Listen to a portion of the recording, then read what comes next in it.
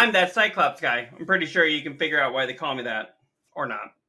You can find me on all of the socials, including Twitch, Kick, TikTok, Instagram, X, Facebook, and YouTube with that_Cyclops_guy.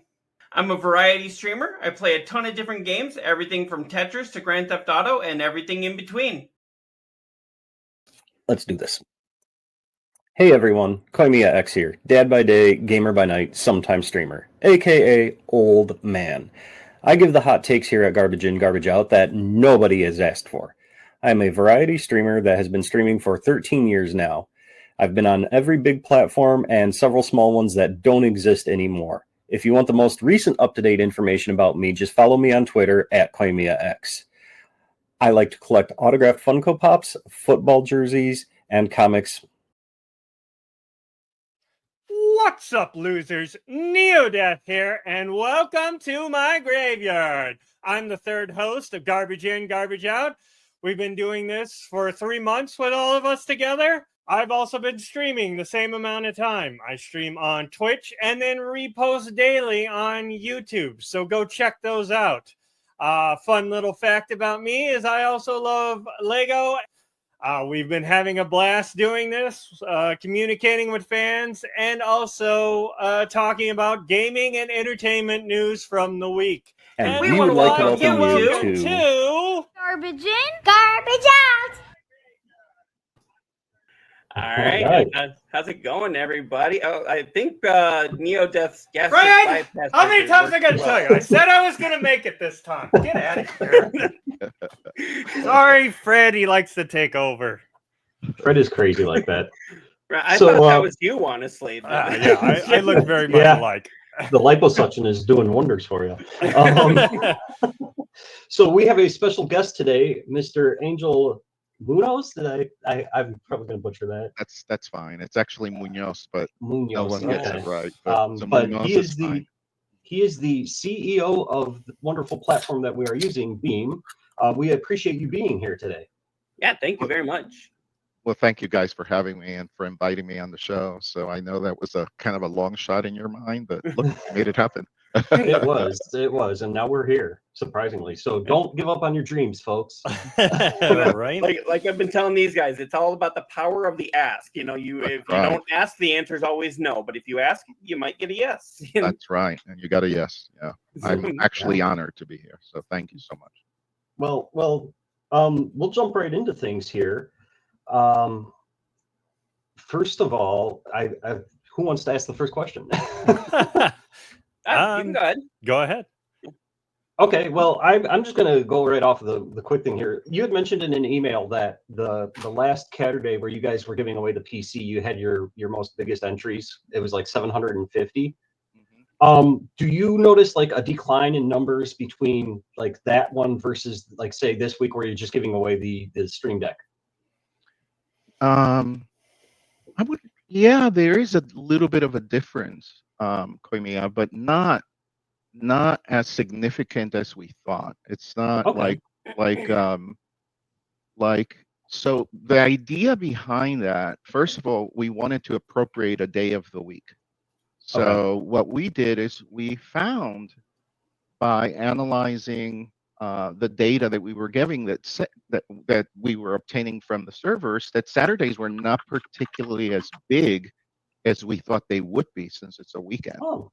And in fact, the biggest days normally, if you look at the graph, are Tuesdays, Wednesdays, and Thursdays.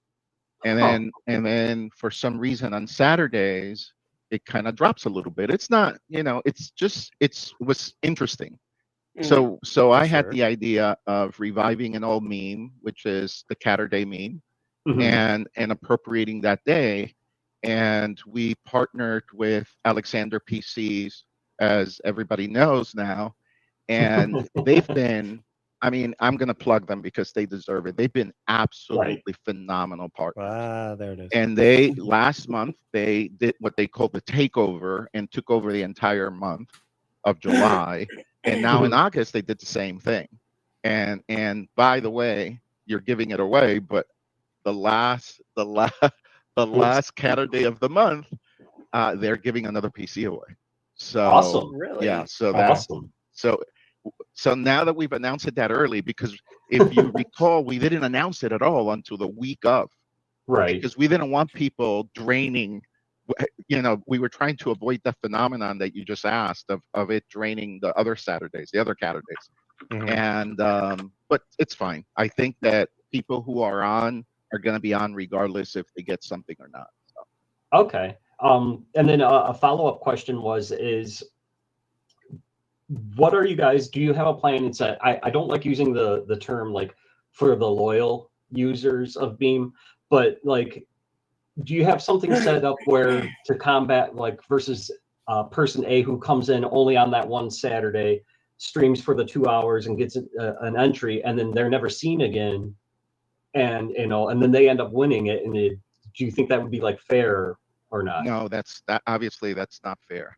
And so one of the things that most people are not aware of is that we have a lot of experience at doing giveaways and promotions.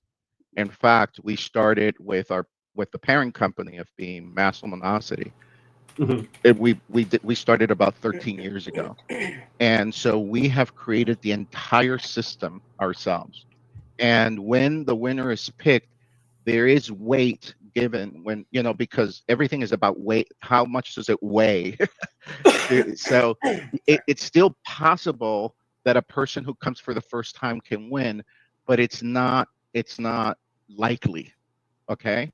Okay. So that it's just it's basically how you weigh it so that the odds are slightly in favor of people who are more consistent. So if you look at the winners, they're all major streamers on Beam. We haven't had the rando that just disappears. Okay. So, Okay. yeah, that's a fair question. Now, with I just wanted to ask, with these things that you do giveaways for, do you partner up with the company? Like with Steam or any of those others, do you partner up with the actual company that makes it, or do you just kind of buy it and say, here, we're going to do a giveaway with this? No, actually, you got it right. The right idea here is you touched on something that it's a philosophical principle of ours without even realizing it. You stepped right on the mine. Sorry. So, but the philosophical principle is that the philosophical principle is that we want brands and companies to realize the importance of this audience. And it's better to have them engaged in offering the products themselves than us doing it ourselves. I mean, what's the point of that? That's self-serving.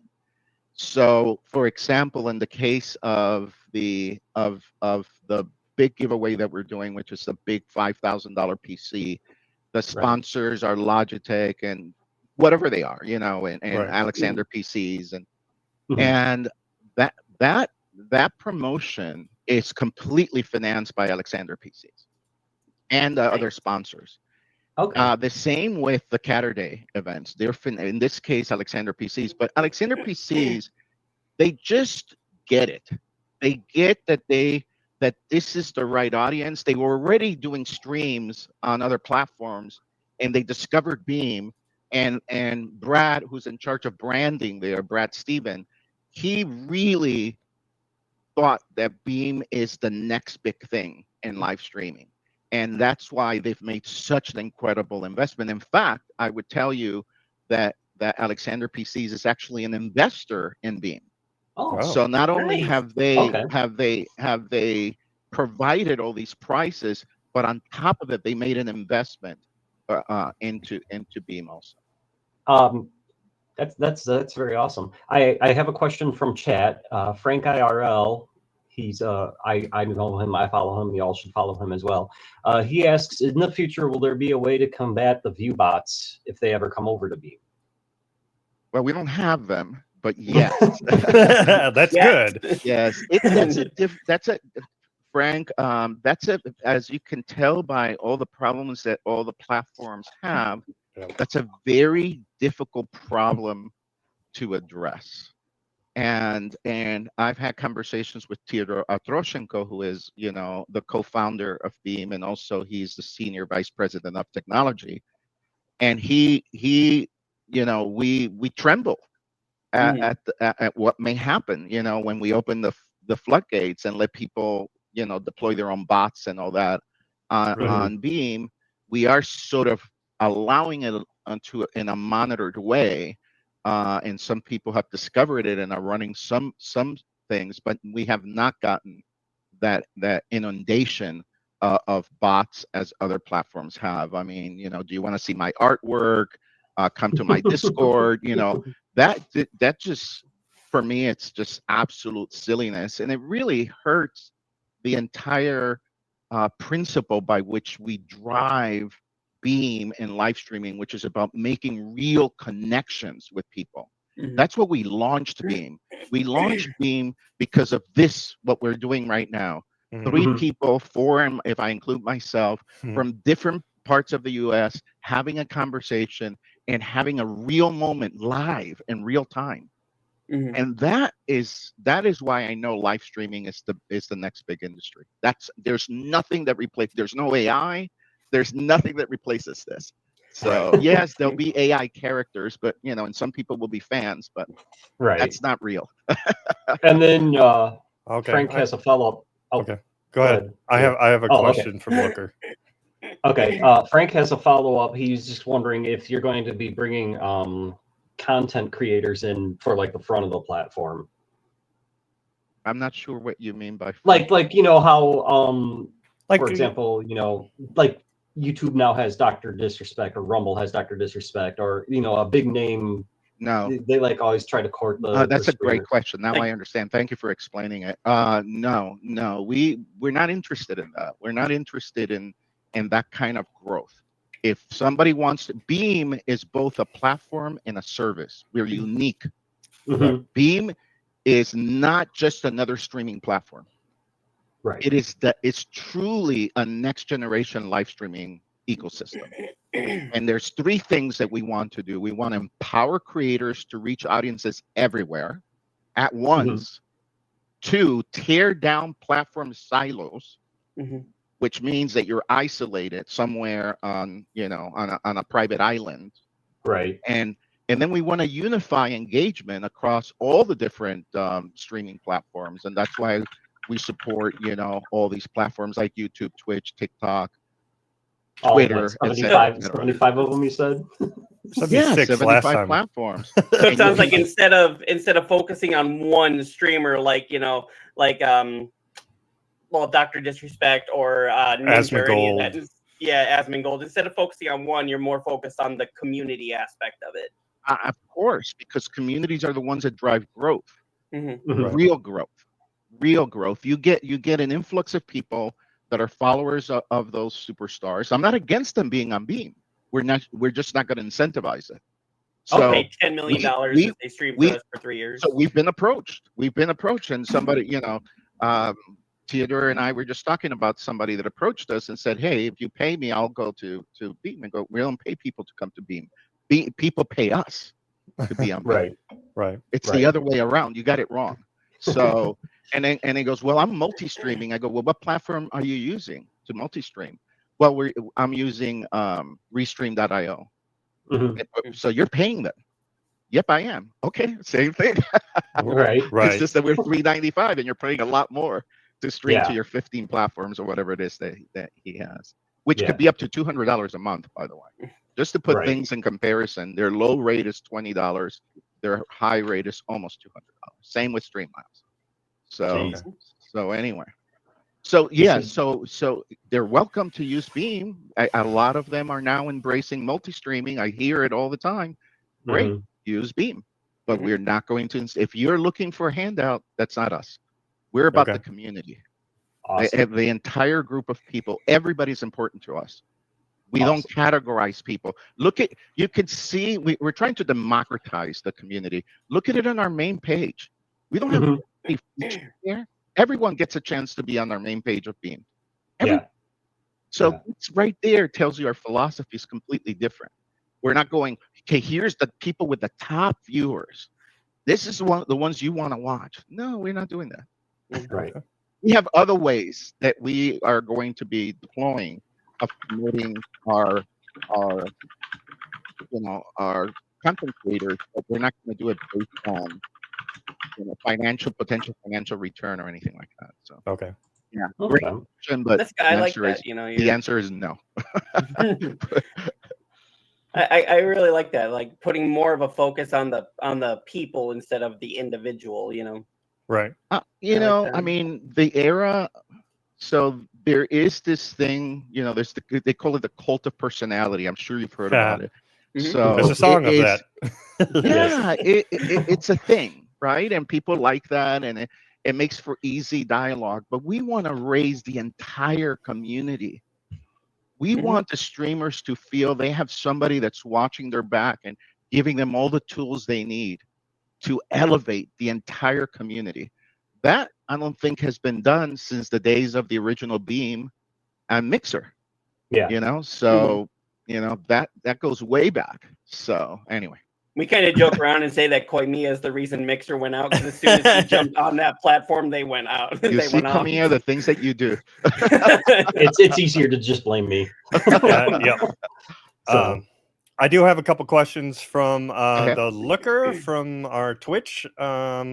As a fellow streamer, what would be the driving force to why someone would jump over to Beam versus other platforms? I think you kind of touched on this a little bit. Yeah, Neo, that's a great question because you're not giving up anything.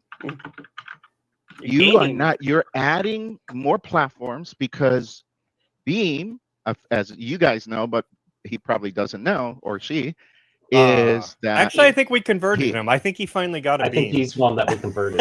Yeah, we've converted a lot of people. On Beam, you can be everywhere.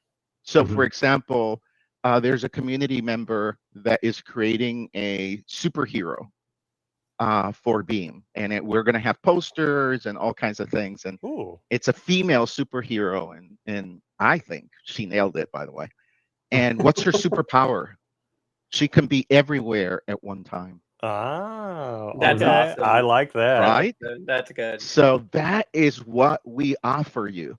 You can be everywhere at one time. If you want to be just somewhere, then stay where you're at. But if you want to be everywhere, then you come to Beam. That's the reason to come to Beam. Okay. Because what he'll do is he'll multi-stream, which we made easy, by the way. Of course, you guys, I hope, agree that it's super easy to multi-stream on Beam. Yes, it is. Yeah. And he's on Twitch. He can just multi-stream to Twitch. It's doing the same exact thing he always do, but now he has an opportunity to expand his brand and to make sure that he's viewed everywhere at one time. Mm-hmm. So he does have also go ahead. I was just gonna say I really like that you're encouraging people to multi-stream or simulcast, as other places call it. And I really, because there are, I'm not gonna say names, but there are some other CEOs for other. Yeah, I'll say it. That are telling people don't multi, and actually saying you could lose your profile if you end up doing it too much or get caught too much. I really like that you're more, let's bring everybody together and let's, go ahead and do it on this one and do it on ours too and bring everybody together. I really like that sense of community. Yeah. I'm sorry for people who in the industry who are talking that way because they're talking out of fear and not confidence in the future. Right. So, and they think they're really losing something, but we're not competing with Twitch or Kick or any of the platforms. We just want to be part. We want to be the hub. We want to be the launching platform that puts people on all the different platforms because you never know where you're going to be successful. Correct. Let's say you have 50, 100 viewers in one platform. You may find that if you go to TikTok, for example, which we support, as you know, it could be a lot better experience for you. And you could have a lot more interactivity and all that. And also, should we even talk about that it also expands the possibilities of you generating more revenue and income because you're now in more platforms? I mean, do we have to even go there? Isn't Isn't it obvious? Who doesn't like money?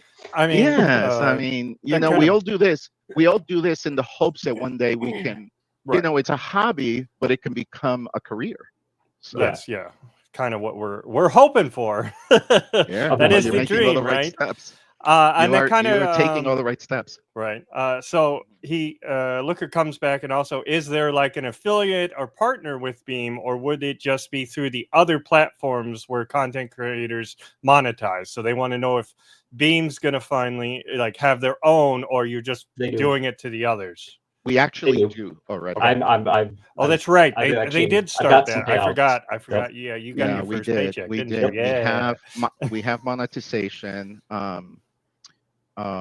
We started with subs, with subscriptions, and it's been, frankly, very successful. There's a lot of people that are gifting or subscribing to their favorite right on Beam, Yep. for their favorite content creators. Yep. I wanted to announce that we enable gifting, but it's not finished yet, so I can't announce gifting. Okay. But that's the next step in monetization, so that if you don't want to subscribe and you want to gift subs, you can do that. And that I saw the UI; it's really beautiful and simple and all that, but it's not ready yet, so we can't quite announce it. All right. I have one more question from Looker. Sure. And it's how does Beam integrate with software like OBS? Well, perfectly. Although OBS is a monster of a program, It is, and the fact that it's very complicated. But I think we're using OBS right now, right? Is that how you guys are? Yeah. We're using StreamYard. We use. Oh, you're using StreamYard. Okay, Yep. so there you go. There's other options. But yes, no, when we created Beam, which took us almost let me think, from when we started working on Beam to when we completed it, it took about 3 years. And but anyway, I mean, I use OBS when I do my separate streaming when we're not doing this show, and I just have you guys go directly, because my upload speeds are horrible here at home, so I can't do the multi-streaming through OBS. So I just basically shoot it to Beam and then have Beam do all the heavy lifting, and I don't have any problems. Right, that a lot of people do that. But what I was going to say is that when we were creating Beam, we were very aware of OBS, so we that all the original tests, we were actually in beta. I don't know if people actually know this, that we were in beta from January of 2024 to April when we officially launched. And it was a closed beta. We had 2,000 people. Right now there's 170,000 people on Beam. Oh, wow. So that's about 8,000% growth in about 14 months. So so we got all the problems. There's still new issues that come up once in a while, but it works. It works with OBS. So right. Long story to say, yes, it works with OBS. Frank does have another question. Go ahead. Frank's very active in chat. He wants to know if there's ever going to be a time when Beam will be at like DreamHack or Loot Fest. Yes, the answer to that is yes, but we have our own ideas. Oh, okay. So we have our own ideas. So that's what I'm going to say right now without making too many promises. Okay. But I'll give you a hint. This year we had what we call the Beam Gathering, and we invited our partner. Yeah, and we invited our partners and some of our investors and some of our members of our team and all that, and we all got together and spent an entire day together. So if you look at my background, you would see that I have quite a bit of experience in creating live events. So just a few. Never for those who don't know, Angel is considered, what is it, the father of esports? Correct. Because what made you decide to do that? Just a whim, or? I owned I transitioned. I used to own an investment banking firm, and I was about the time I was in my early 30s, And a friend of mine told me, he goes, man, gaming, you should be in gaming. I mean, it's an up and coming industry, and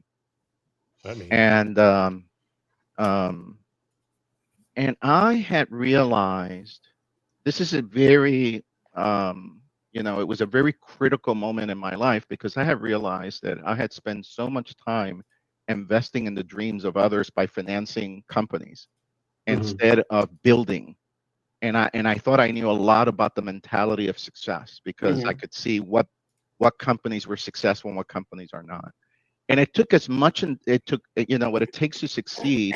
It takes an incredible amount of astute thinking and strategical thinking, but it also takes a tremendous amount of passion, because you're tested every single step of the way. And I saw that the people who were successful who had those qualities. And I said, I think I have that quality. I've built a successful business out of investment banking, but I'm still spending all my time investing in other people's ideas.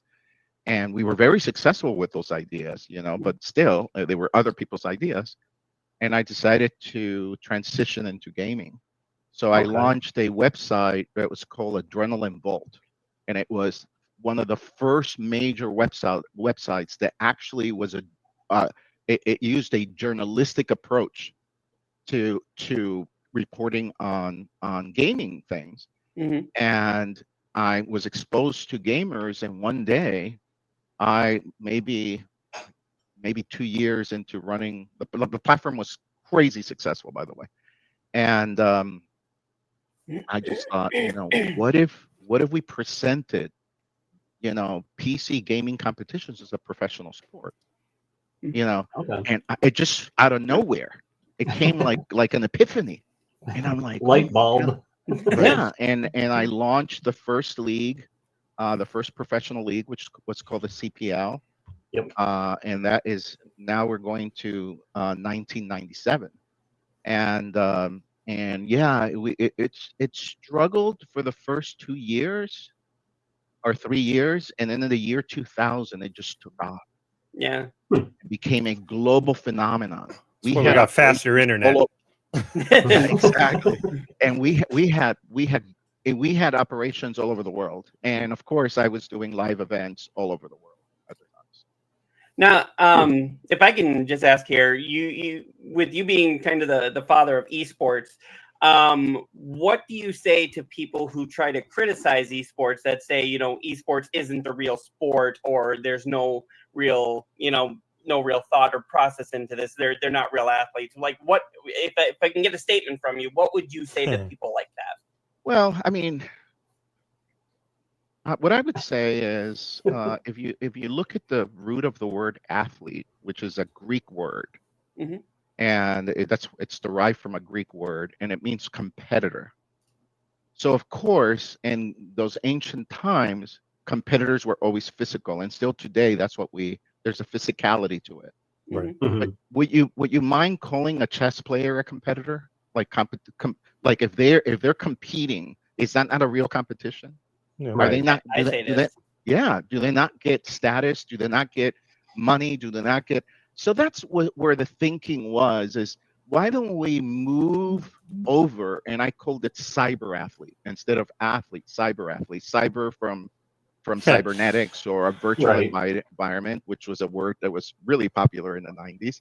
And then athlete from, obviously from the Greek word, and fuse those together. And I've probably answered that question probably 100,000 times, because people still have that issue. But it's okay. The world, if you do not believe that's a sport, and you want to watch football or baseball or basketball, fine. But live and let live. Yeah. There are people who have dedicated their entire lives to competing in a virtual environment, and I saw them. They were serious about it. All the major teams that you see today were formed under the CPL. Right. And I'm telling you, they were serious from the very beginning. I did not see that much differences. They would train, they had coaches, the whole entire thing became real overnight.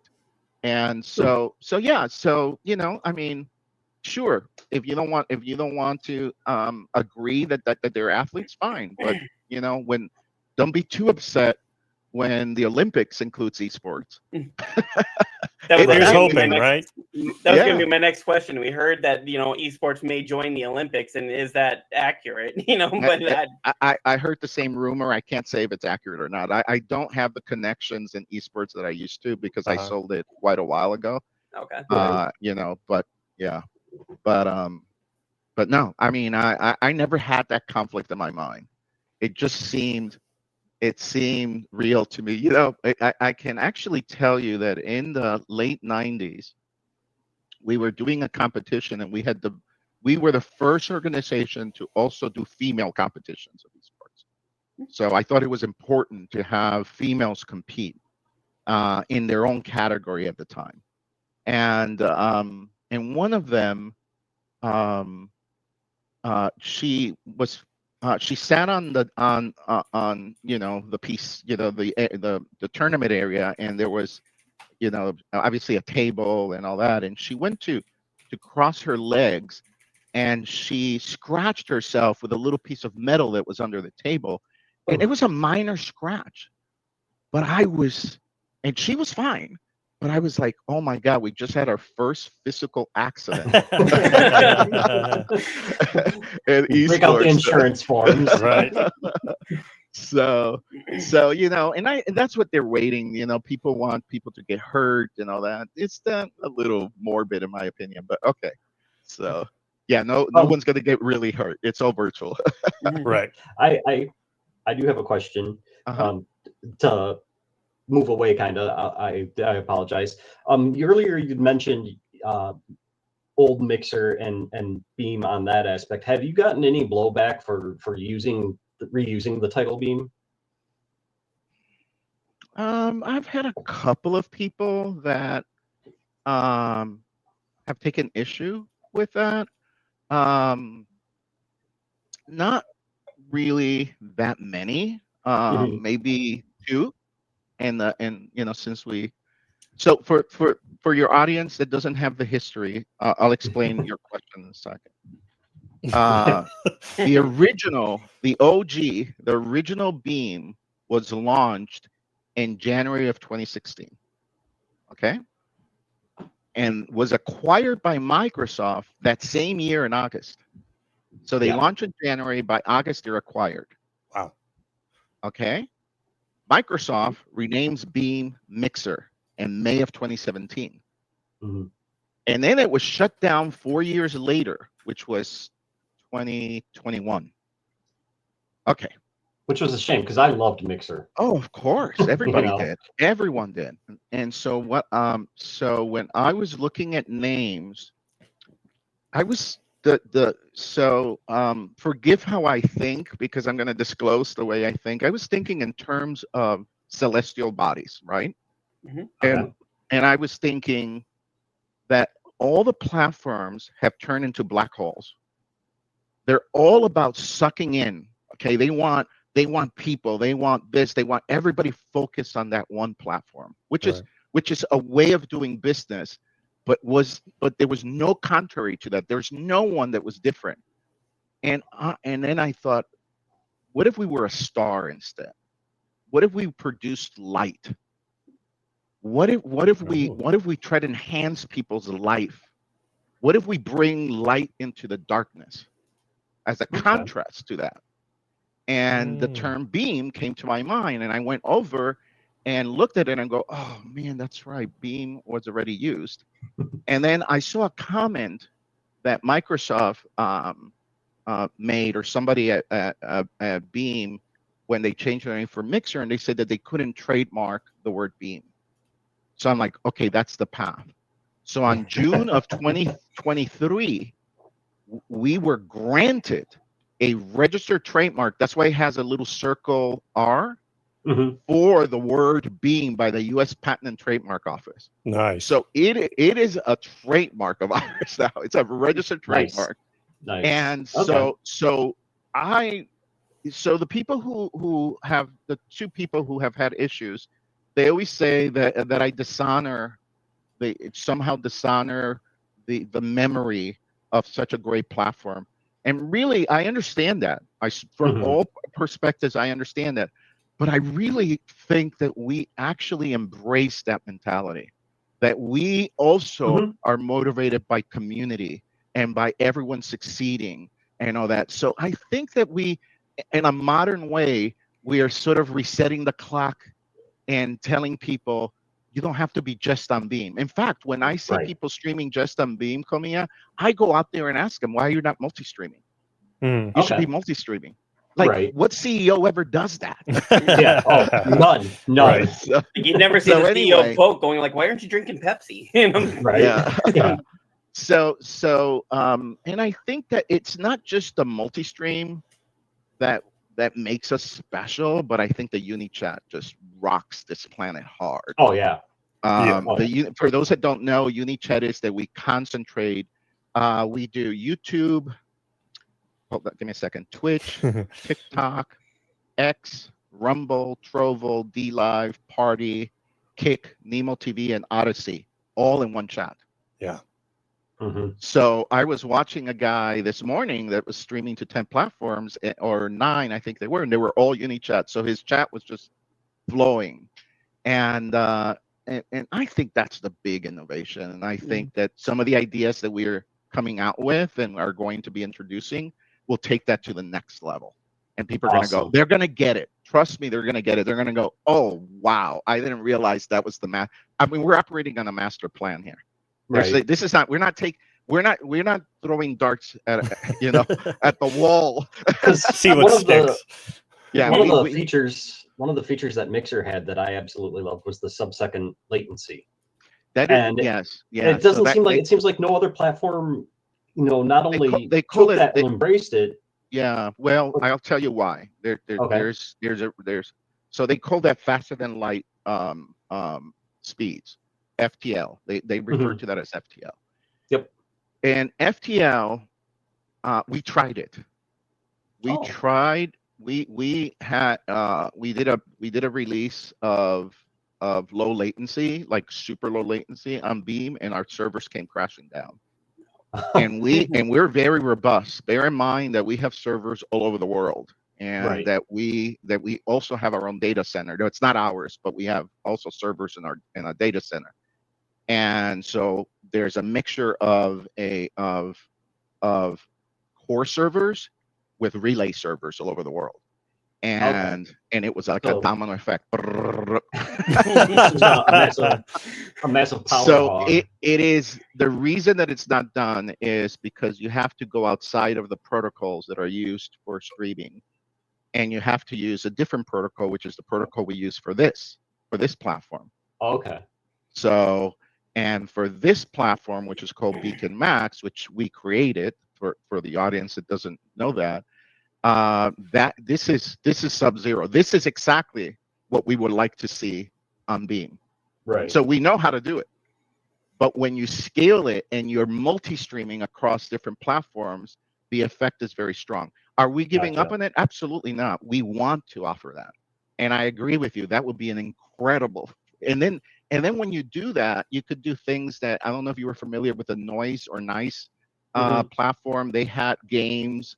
They had like a little game and all that. That's because they had low latency.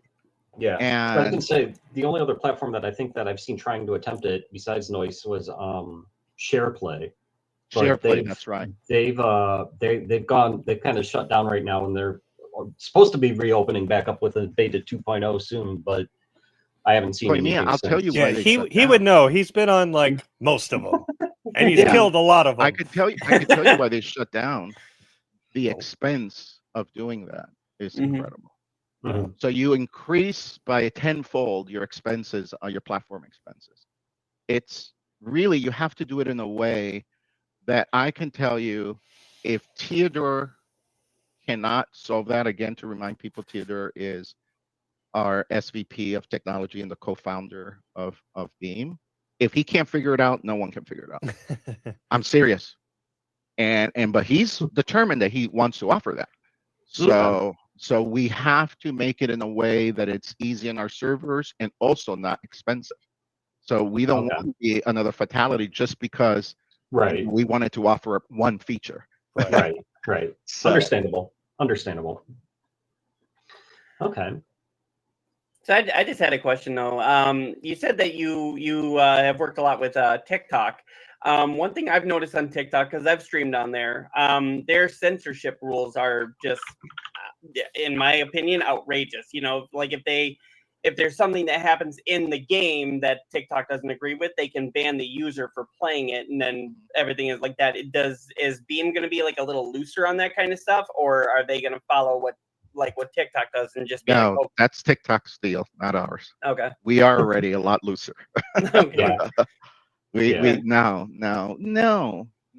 I understand it. I understand that they have particular pressures because some people don't even want that platform to be in the US.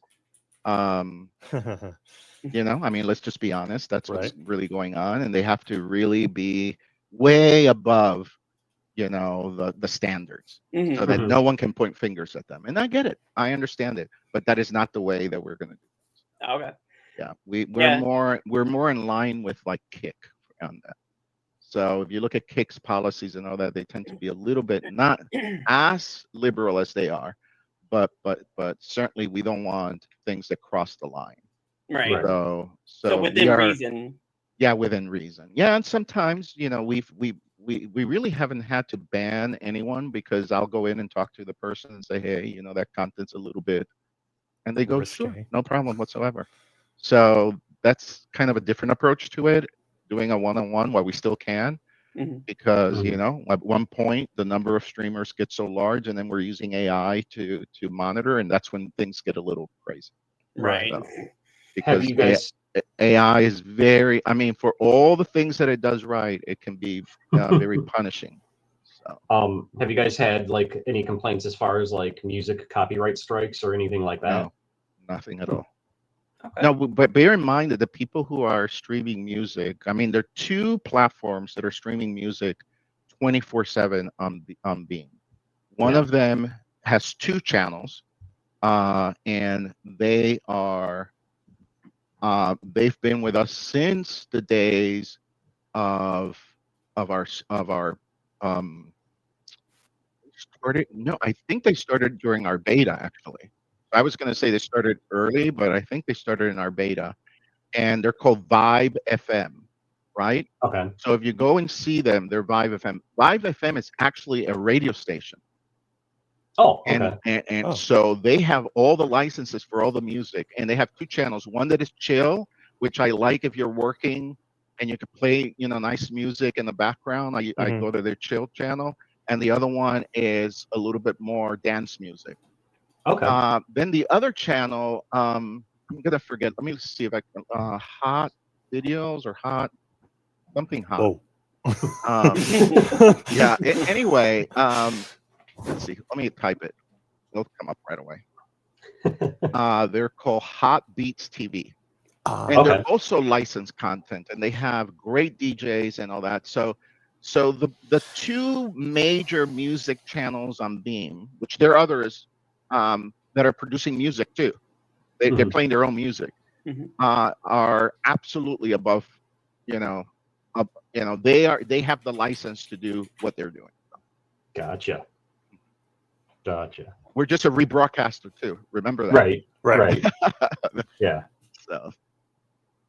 Okay. I'm looking through chat here, see if there's any questions.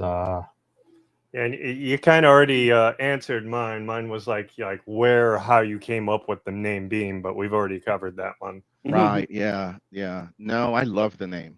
I absolutely. You know what's so I love that interesting? definition you gave too. That you're getting out it's the light. a true story about how the idea was percolating in my mind, and then I go, you know, we have black holes, but there's no stars in this universe. You know, there's no one that's just radiating, and that's how we started. You know, a lot of people tell me, you know, that that Beam has this particular vibe to it that is very similar to the early days of Mixer. And that's a compliment to me, by the way. I get that. That's a compliment. I get that. So. Mixer and another one that I actually liked was Live Space. Oh That one yes, was- a lot of that one people was love pretty that. nice. Yes, a So- lot of people. They went out of business also. So. Yes, like I said, I'm a killer of platforms, so I don't know if you really want me You on haven't Beam, done that 'cause- to Beam, so we're good. Anytime you say they went out of business, just say thanks, Koimia. Yes, yeah. But yeah, no, I really love this platform ever since I've joined it, and you know, I will freely admit when I first came across you guys, it was right around when LiveSpace was like, hey, our days are numbered, da da da da. Yeah, da. I remember that. And it was summer. Yeah. Yeah, and quite honestly, when I first came to you guys, I was like, I have to sub just to stream. What the, like, what is Yeah. that? And then I'm like, but now I'm looking into it more, and it's really easy. Just pick a sponsor and you go. But Or pay the $3.95. or pay the $3.95. Yeah, a lot of people or, do. But a lot of people and- pay the $3.95, and in fact, a lot of people, as they don't want their viewers to see advertising, although it's minimum, but it's still there in a way, and they Right. pay the $3.95, which is really, I mean, that if somebody tells me they can't afford that, they shouldn't be streaming anyway. Right, that's like a Because cup of coffee. There's no internet. There's no internet connectivity that's $3.95 a month. Right. So what Right. are you talking about? That's Right. But let me tell you, and I actually when we launched Beam, Theodore and I had lots of discussions about charging, because obviously we're offering multi-streaming, which is a paid service everywhere. Right. Mostly everywhere, because you can have those plugins for OBS and do it on your PC, which by the way still costs money, because you are not only increasing the stress on your system, but you're also taxing your own internet connectivity. Yep. Somebody like you, Koimiya, couldn't do that, because your internet connectivity kind of sucks. So anyway, so I actually, when we launched, we had such a backlash of people that were mad at us, Koimiya, because we were charging, that I actually thought we made a huge mistake. This is a critical mistake that is completely gone. Good. No one ever says that anymore. Yeah, Everybody goes, I'll admit, I was one of those at first. Yeah. I'm like, what the hell is this? you know what we hear, Koimiya? You know what we hear now? $3.95. How can it be so low? Right. Right. Yep. Yeah. That's what we hear now. But it took a while. If you look at our growth, it was flat for quite a few months. And you look at the launch on April of 2024, which we did it purposely for 24-24. So April 24-24. So because it's hard to forget. Right. And you look at it, and then all of a sudden, people who were on Beam took it upon themselves to tell others, you're crazy. This is the best thing ever. There's only $3.95 and you could get a sponsor. We never, if you look through all the posts that we've ever posted on X, for example, you'll never see us promoting the $3.95. Right. We never have done that. Right. We've never justified it. The community did that for us. And now, like I was saying, we think we'll hit 200,000 people this month on Beam. So we'll see. Word of mouth is getting out there. I mean, we've converted a couple people watching our shows. We've done it a few times. We've gotten people. Listen, I have a habit of making it part of my day to stop through the streams, right? And interact with the community. And especially, if I see somebody new, I try to say, hey, what do you think? It's humbling. It's humbling, guys. I love Beam. This is the best thing ever. I mean, it's always that way. Yeah.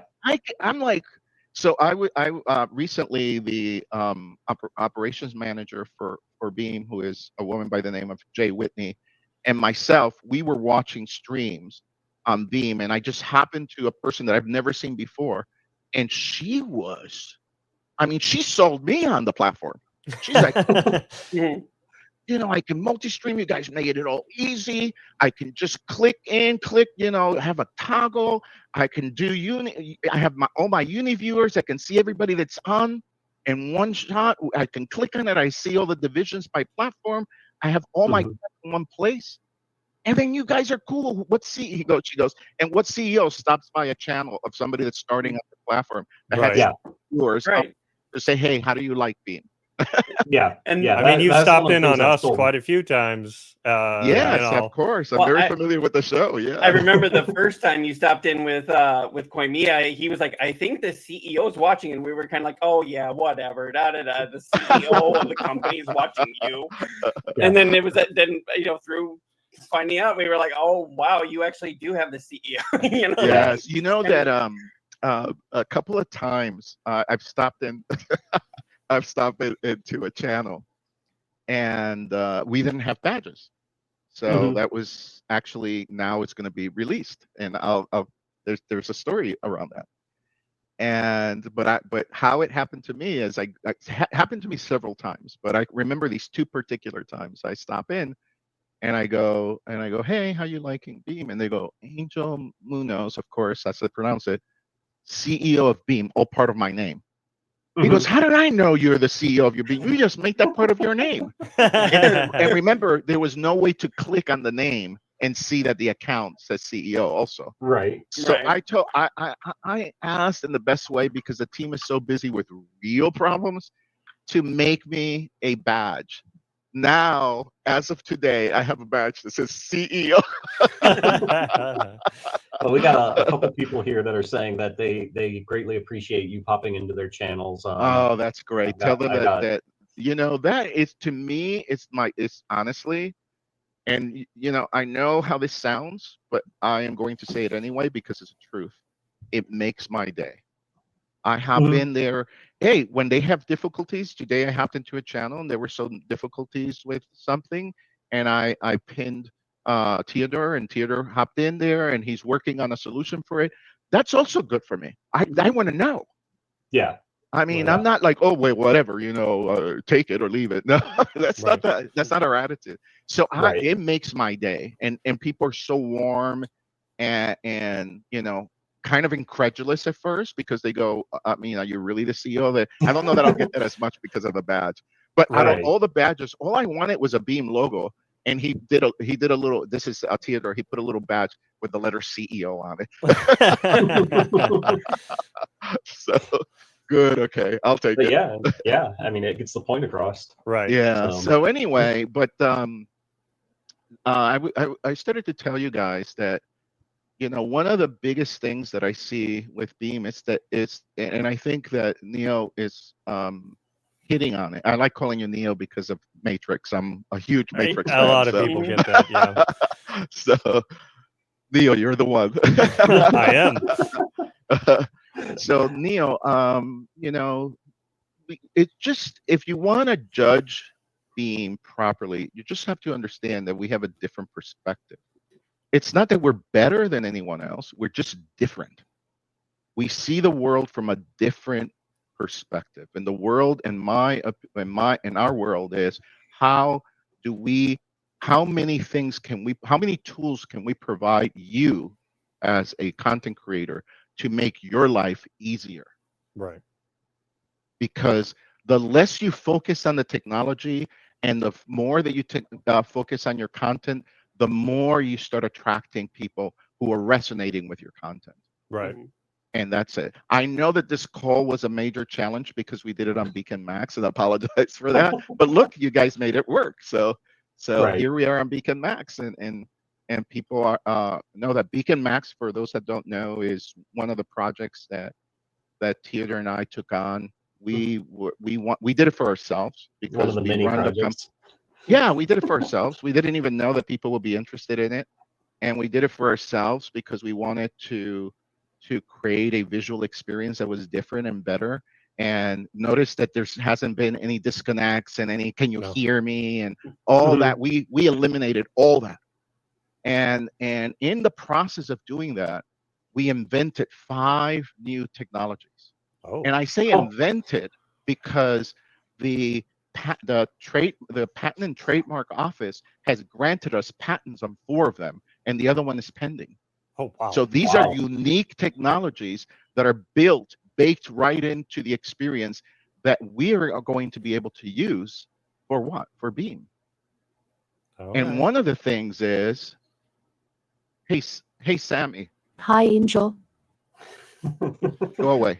That actually happened to us while we were doing a test connection. He said something, and all of a sudden it was like, "Hi, neo-deth." We were like, "Who was that?" So we have AI built into the platform. Imagine that on Beam. Imagine you being able to invoke and say whatever it is that you need done on Or the like clip that or something. there's a you number know? of things. I don't want to say too much because then I'm gonna get in trouble and I let the cat out of the bag. But Well, I was yeah. going to say you guys are going to tie Beam and Beacon Max together eventually, aren't you? Like I know when I log into Beacon Max, I see the little Beam logo in the corner, and it briefly brings up like my profile and whatnot. But yeah, like to implement that AI to say like that's all I can say that about it. Correct. That's awesome. Yeah, That's yeah, awesome. correct. And then remember, we also have a social media network, and that's called G-Tribe, Gaming yeah. Tribe or G-Tribe. Yeah. So think about that. Your profile on Beam could be a feed, and people can comment and you can post things there that are of importance and have clips and things of that nature there. Right. See what I'm saying? See Okay. where the world is going? Yeah. So these are not. These are yes. These are not. There's connective tissue between all three platforms, and in fact, right now, people who are on G-Tribe has a little bit over 6 million people that have opened accounts there, and it's a real tight knit community. It's real close and real and all that. Some of them, because we've never promoted Beam on the platform, although Beam has a page there, we've never really promoted it on G-Tribe, but they've discovered it and we did announce it and all that. And one of the things that you do is if you go live on Beam, it actually auto-posts on G-Tribe that you're live on Beam, so that people and actually shows people click on it and can watch you from G-Tribe, and you can see the count, you can see who it is, and you get the count on your Univiewers on Beam. So you see, we're already connecting these. We're about building bridges between things. So this should not be a surprise to anyone. So you're doing the streaming. You've got basically like Discord kind of, and then you've got the social media aspect all combined into one. All combined into one platform. Right. Okay. Yeah. I'm very excited for the future. Yeah. I thank you for that. So I'm just waiting for my T-shirt. I ordered it. I saw that you ordered them. I saw your order. Thank you for that. So we, our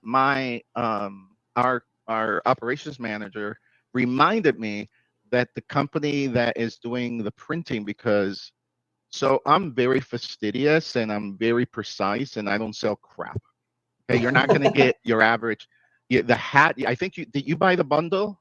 No, I just did the shirt for now. For now. For now. Oh yeah. What? I know. You need to do that. I can't wear a hat, obviously. Yeah, no, I know that. We're gonna make one specially for you. I'll have a big opening. Oh, that would be so awesome. Get a mohawk hat. It clips open. The bundle. First of all, it's the best priced. You get the best deal, but also the hat is next level. Like there's two hats. There's the cotton hat and there's the premium hat. The premium hat is actually synthetics, but wow, when you see it, you know that hat is gonna last a lifetime. Like it is really nice. So I suggest that you get the hat, and if I'm listening, I'll do a deal with you.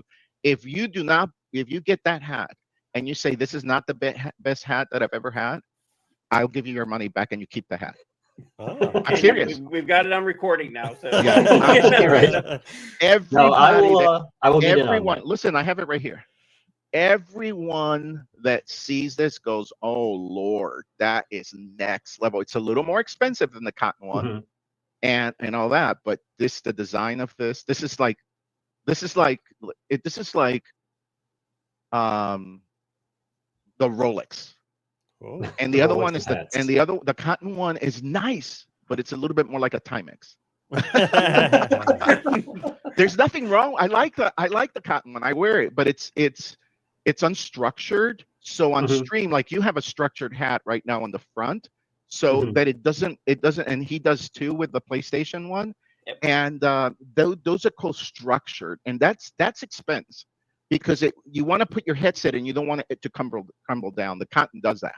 Right. Right. So this one, anyway, I don't want to turn into the salesperson, but I know what I picked.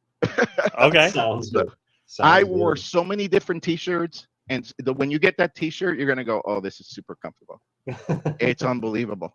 All right, well, It's maybe I'll have to unbelievable. pick up this bundle then. No, I promise you're not gonna be disappointed. Like if Awesome. anybody's disappointed, you're gonna get an email from me after going. So you're disappointed, we'll return your money. It's not like I'm that sure. Like I'm that sure about it. Now we've done t-shirts before, but I was so fastidious about this process that I went to the person that is actually making the t-shirts, and I tried so many different things, and now we have it. We have and then the shirt. This is another one. This is another one that we made. Although this is, the reason this is not in the store is because it's going to be expensive. This is over $100. So, Oh, wow. and that's cost. Right. Yeah. That's our cost on it. So we'll sell it at a little bit cost plus 10% or whatever, but still going to be expensive. But this is a really nice shirt too. So anyway, go ahead. Darth TDO wants to know about fitted beam caps. So if he means fitted, that they're made to the head size, is that what he means? Would you care to elaborate, Darth? Yeah, I don't know. There are two ways of defining fitted. Fitted is that it doesn't have a little belt on the back, Right. and that it's fitted to your head. Now that's expensive. That's I've had hats made that way, and then you end up paying a lot of money if that's what he means. Yeah, probably. Okay. I like those too. That's you. but Yeah, I that'd think probably that's be a lot. Me too. But you got to get the right size. Not everybody has the same head. Right. So, Right. so yeah. So you have to sell it in sizes. People have to know how to. You have to measure their head. It's a process. It's a sales process. But yeah, we can make them. So maybe we put the option and say if you want fitted, but here's the process to get a fitted hat. So while we're talking merch, is Beam going to maybe implement or group up with Fourth Wall so that like the streamer can sell their own merch? I don't know if you're familiar with Fourth Wall. I'm very familiar with them. Okay. No, we're going to do it ourselves. Okay. So support the merch store. Go out there and buy stuff because one day your stuff may be in the merch store. Oh, awesome. I like the sound of that. All right. I was not prepared to announce that, but since you went directly there, I'll directly answer. All right. You heard it here, folks. A couple of people have asked, and I've said, well, you'll hear about it soon, but might as well just put it out there. Yes. All right. Awesome. We see that as part of our mission. Angel with the big announcement. We want to promote the brands. Okay. So, yeah. Thank you for giving us the exclusive. Yeah, no problem. No problem. You ask direct questions, you get direct answers. Darth, I actually asked Angel that one other time. He said Darth is asking, could we get permission to have the logo stitched on a fitted cap? Right.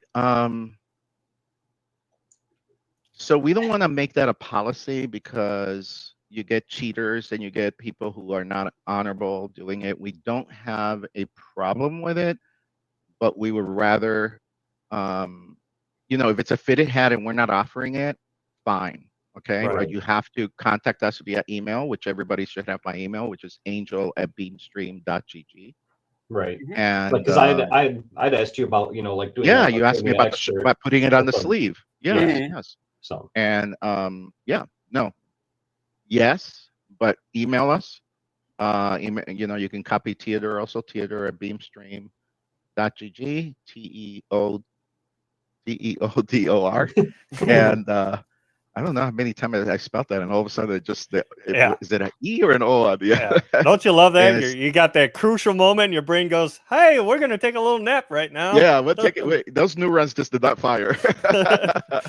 So anyway, and then we'll grant you official permission, and then but we'll the logo's nice. I like the logo a lot. So that was designed by an artist that we've used for many years. Has made all the logos for all our properties. And he was so excited about Beam that he told us that he's not even going to charge us to create that logo. He goes, "This is on me. You guys are going to do so great with that concept," Nice. and gave us made the logos for them. So I have another question from the looker from back when we were talking about subs and stuff. For subs and things like that, what would the ratio be? I'm not familiar with that. You might be familiar with that, Koimiya. Yeah. So there is 3 levels. Associate, which is what I am right now. Yeah, everybody is. Yeah. Everyone on Beam. You don't grind to become associate. Oh, right. God. Okay. Yeah. You don't have we don't have verification when you sign up for Beam. So here's the difference. When you sign up for Beam, you're not an unknown to us because you have to put a credit card. Right. So you submitted a credit card, and we now know, we verify this is that person. Right. Obviously, the database tells us that's the name. That's where the zip code is, because that comes across and all that. So we have data on you. So no verification necessary. Right. Some people still want the little check mark and all that. So we may do something just for people to feel that they have something. But the first big difference is everyone on Beam starts at 70% payout. Every member, I don't, small, big, whatever, everyone is 70%. Then there are a process. You can look at it through our post on X or on G Tribe for that matter, and you can find that there's a process. Maybe Koimiya can find it, and it takes you to 80% payout, which is I don't even remember what we call that level, but it has a name. And then there's another level above that, which is partner. And partner is 90% payout. If you can do better elsewhere, like some people tell me, well, I on Kick they pay 95%. Go for it. Go for it, because you can be on Beam and on Kick at the same time. So you're still not depriving yourself from anything. So I'm trying to find the. Hold on. I'm surprised that Theodore hasn't popped in and said it's called this. I can't believe he was watching earlier. I saw him watching. I don't know if he's still with us though. Oh, he may be gone. He's like, this is boring.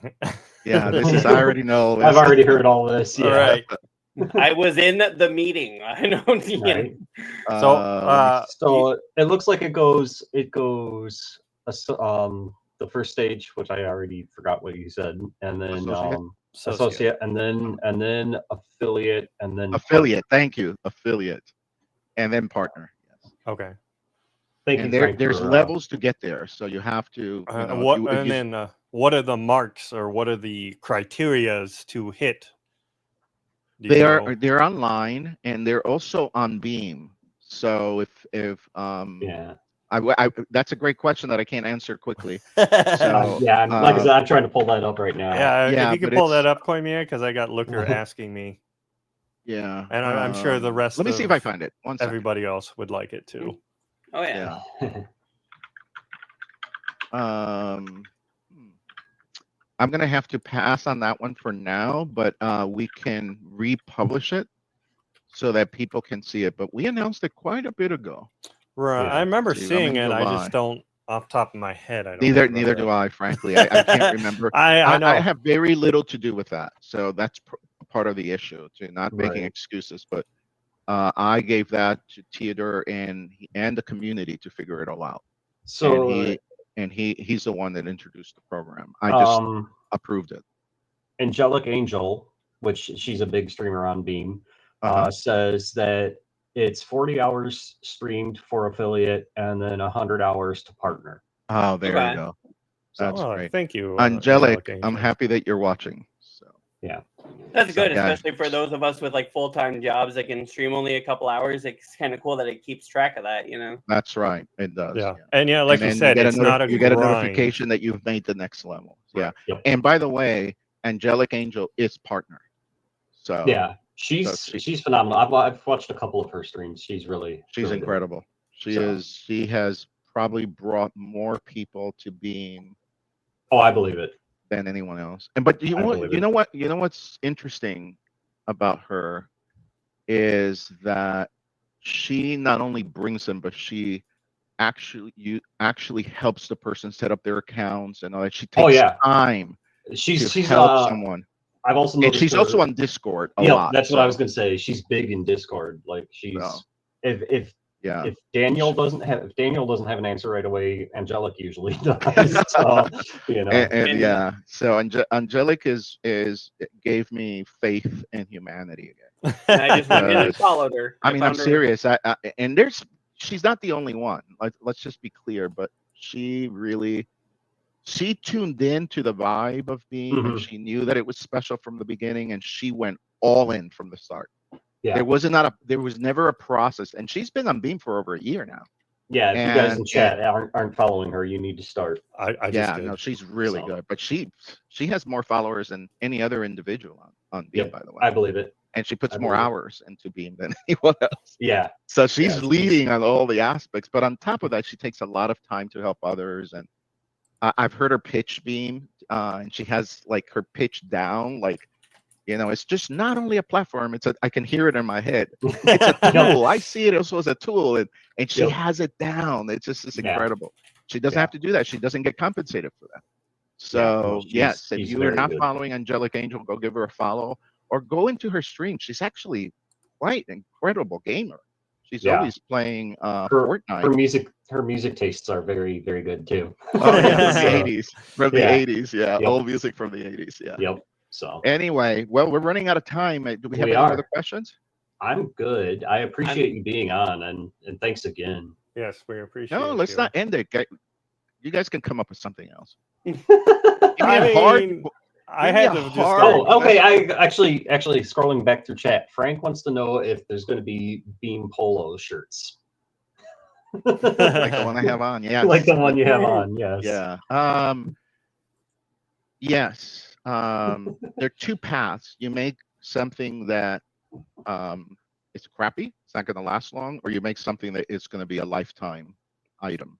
Right. I believe in the brand of Beam so much that I want to make things that are going to last a lifetime. So it'll be a little pricey, but it's not pricey because we want it to be pricey. It's pricey because that's what it's quality. Yeah, it's good. Exactly. Right. And I mean, I understand that a lot of people are bargain hunters and they want to. Maybe we do an aftermarket if somebody's unhappy, they can sell their Beam merch, and then you can get a discount. But really, the cost of these are not inexpensive. But I love these. They're super comfortable.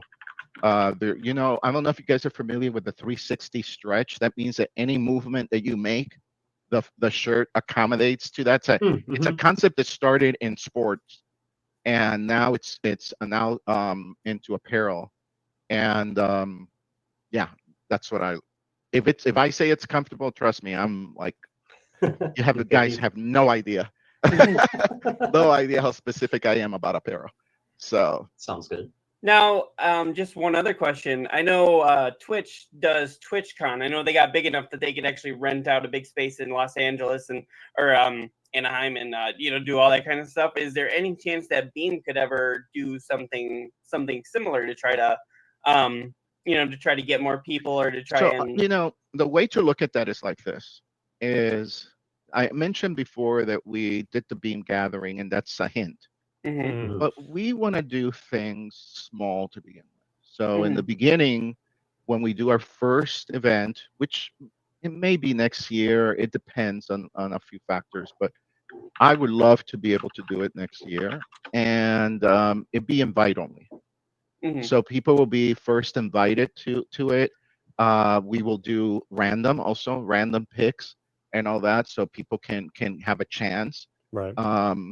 And it has to be people who are committed to being there. And maybe we start with 100 people, right? And we go there and we all meet in person.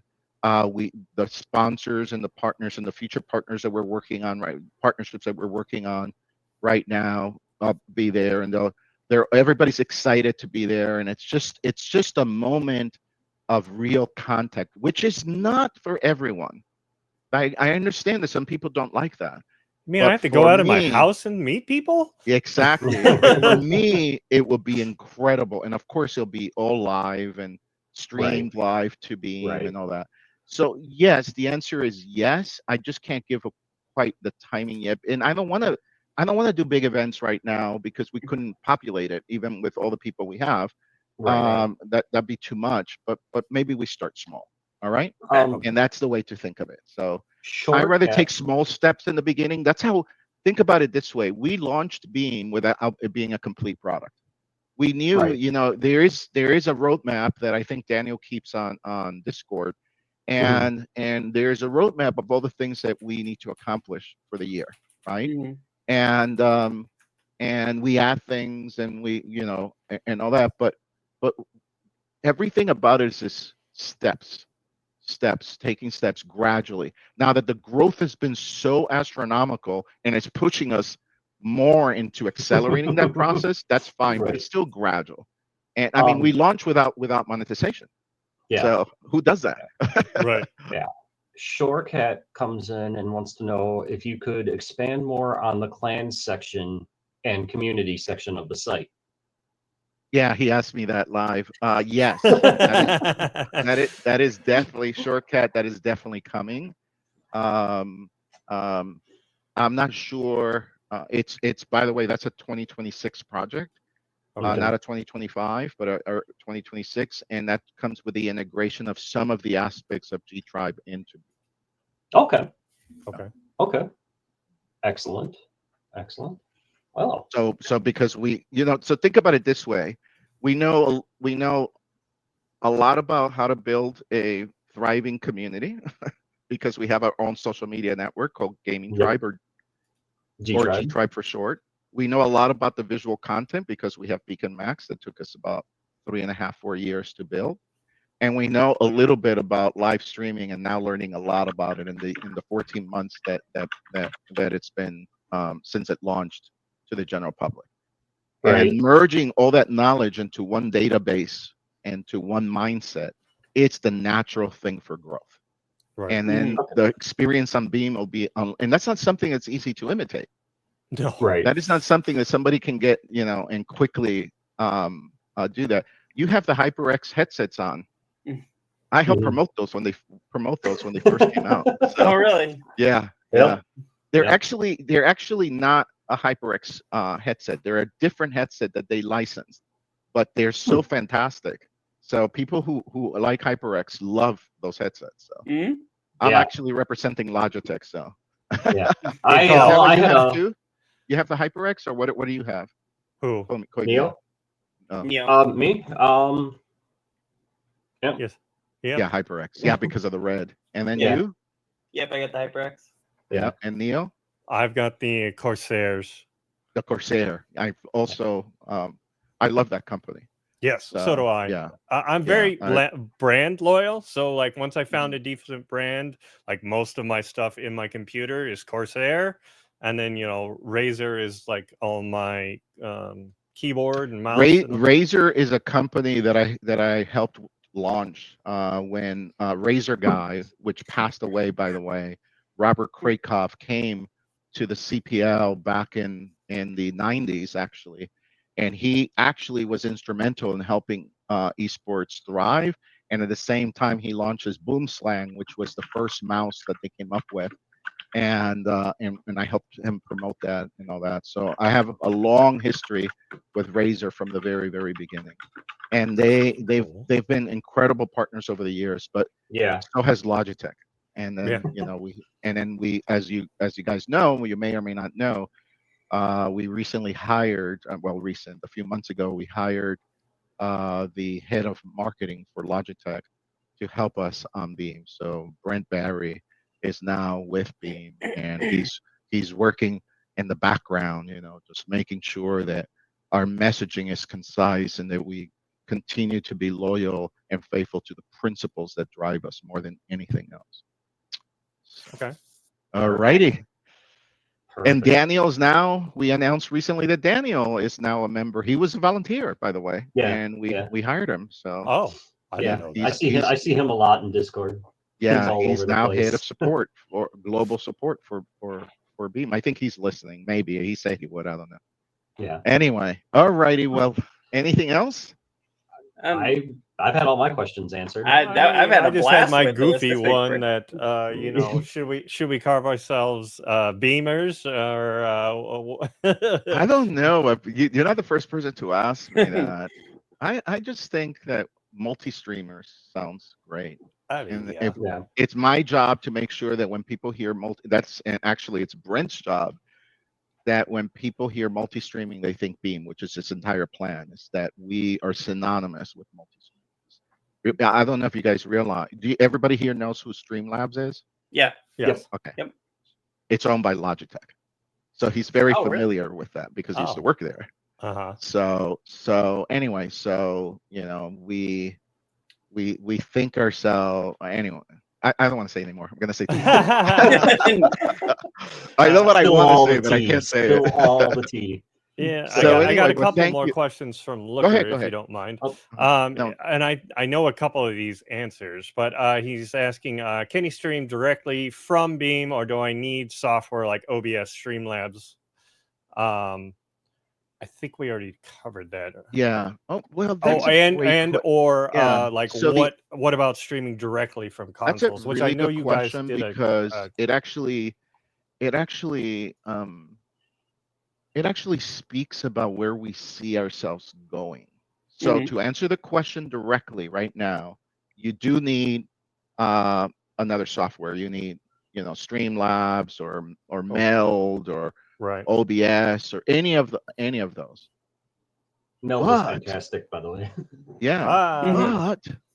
But we would love for not to be dependent on those platforms. That's all I have to say. So, okay.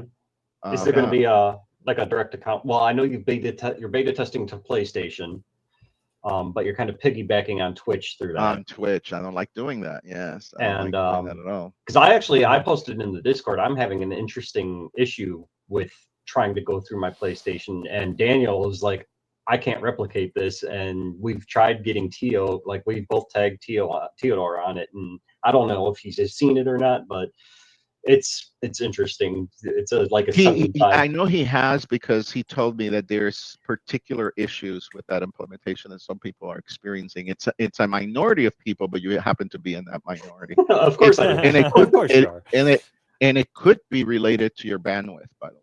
So Theodore, I'm sure if he's listening, he will definitely ping you and explain to you maybe a different way of doing it so that you can get that working. Because I think it's great to multi-stream from PlayStation. That's just fantastic. Obviously, we want to do Xbox too, but one of my technical advisors is an executive at Microsoft. Okay. So and him and I have been friends before he even started working there, and so we're optimistic that one day we can say that we can stream, because you have to work with them to be able to stream from the Xbox to multi-stream.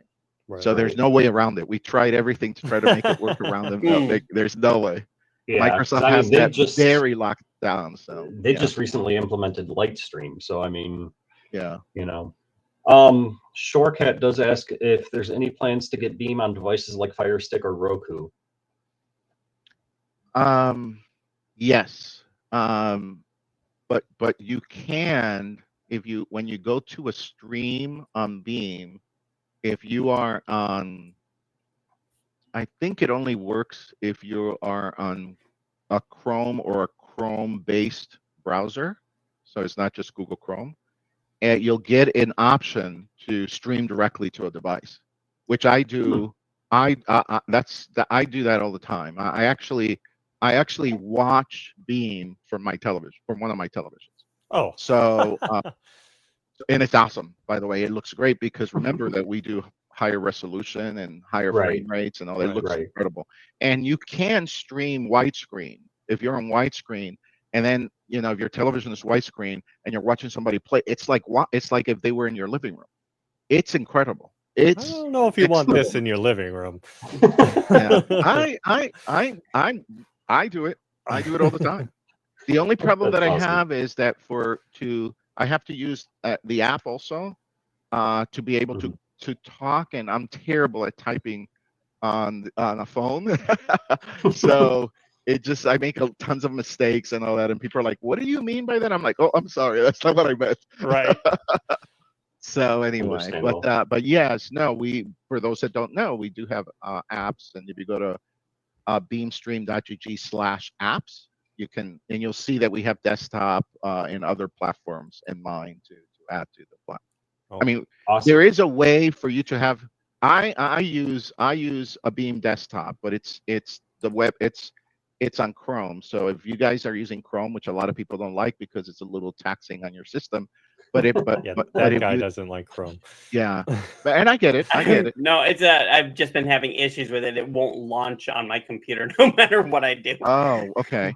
Well, if and when you can get it to work, when you launch Beam, you'll see on the top corner that says install app. Click on that, and then it's called a web app. I mean, it's that's how all my computers have web app. It works for on Mac OS, it works on Windows. It's unbelievable. It's really nice. It looks it looks just, you get an icon, you can put it on your desktop, or you can put it on your taskbar, wherever you want it, and it works perfectly. Okay. So that's what I used instead of the desk.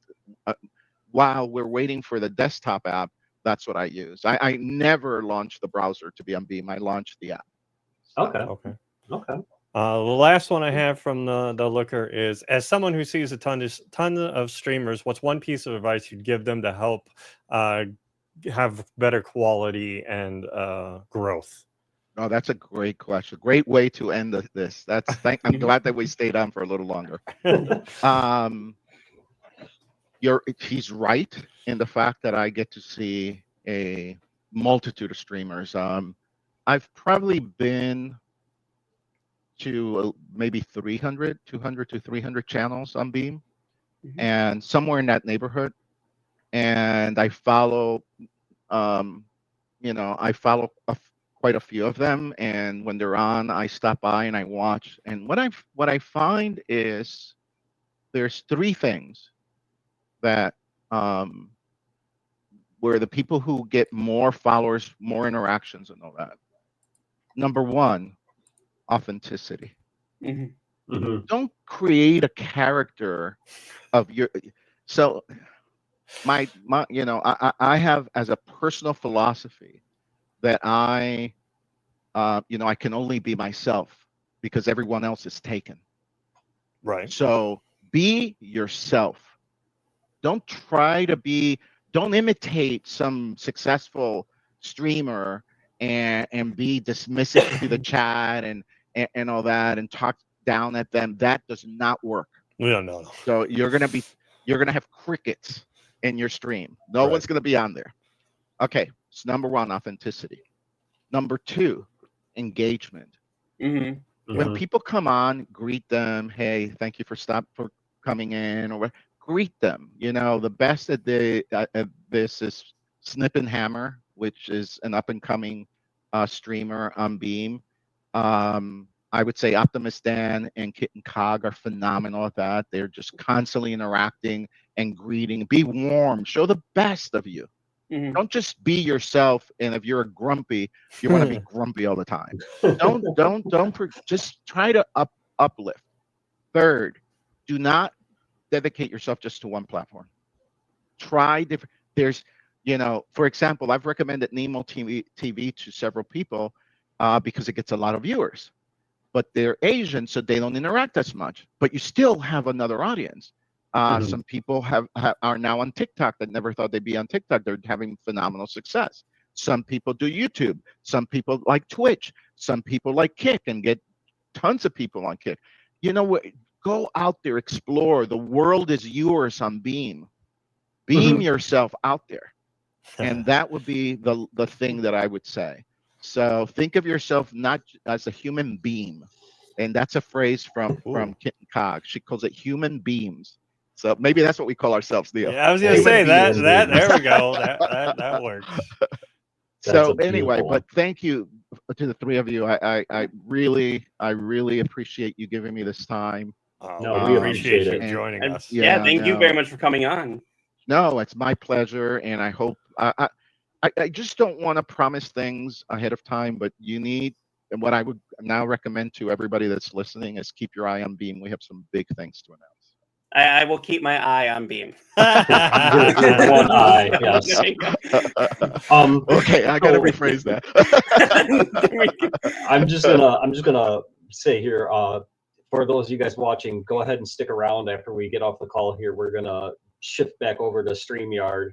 neo-deth is already in there. Cyclops and I will be joining, and we'll continue on with our normal show, and you can kind of get a feel of what we are about.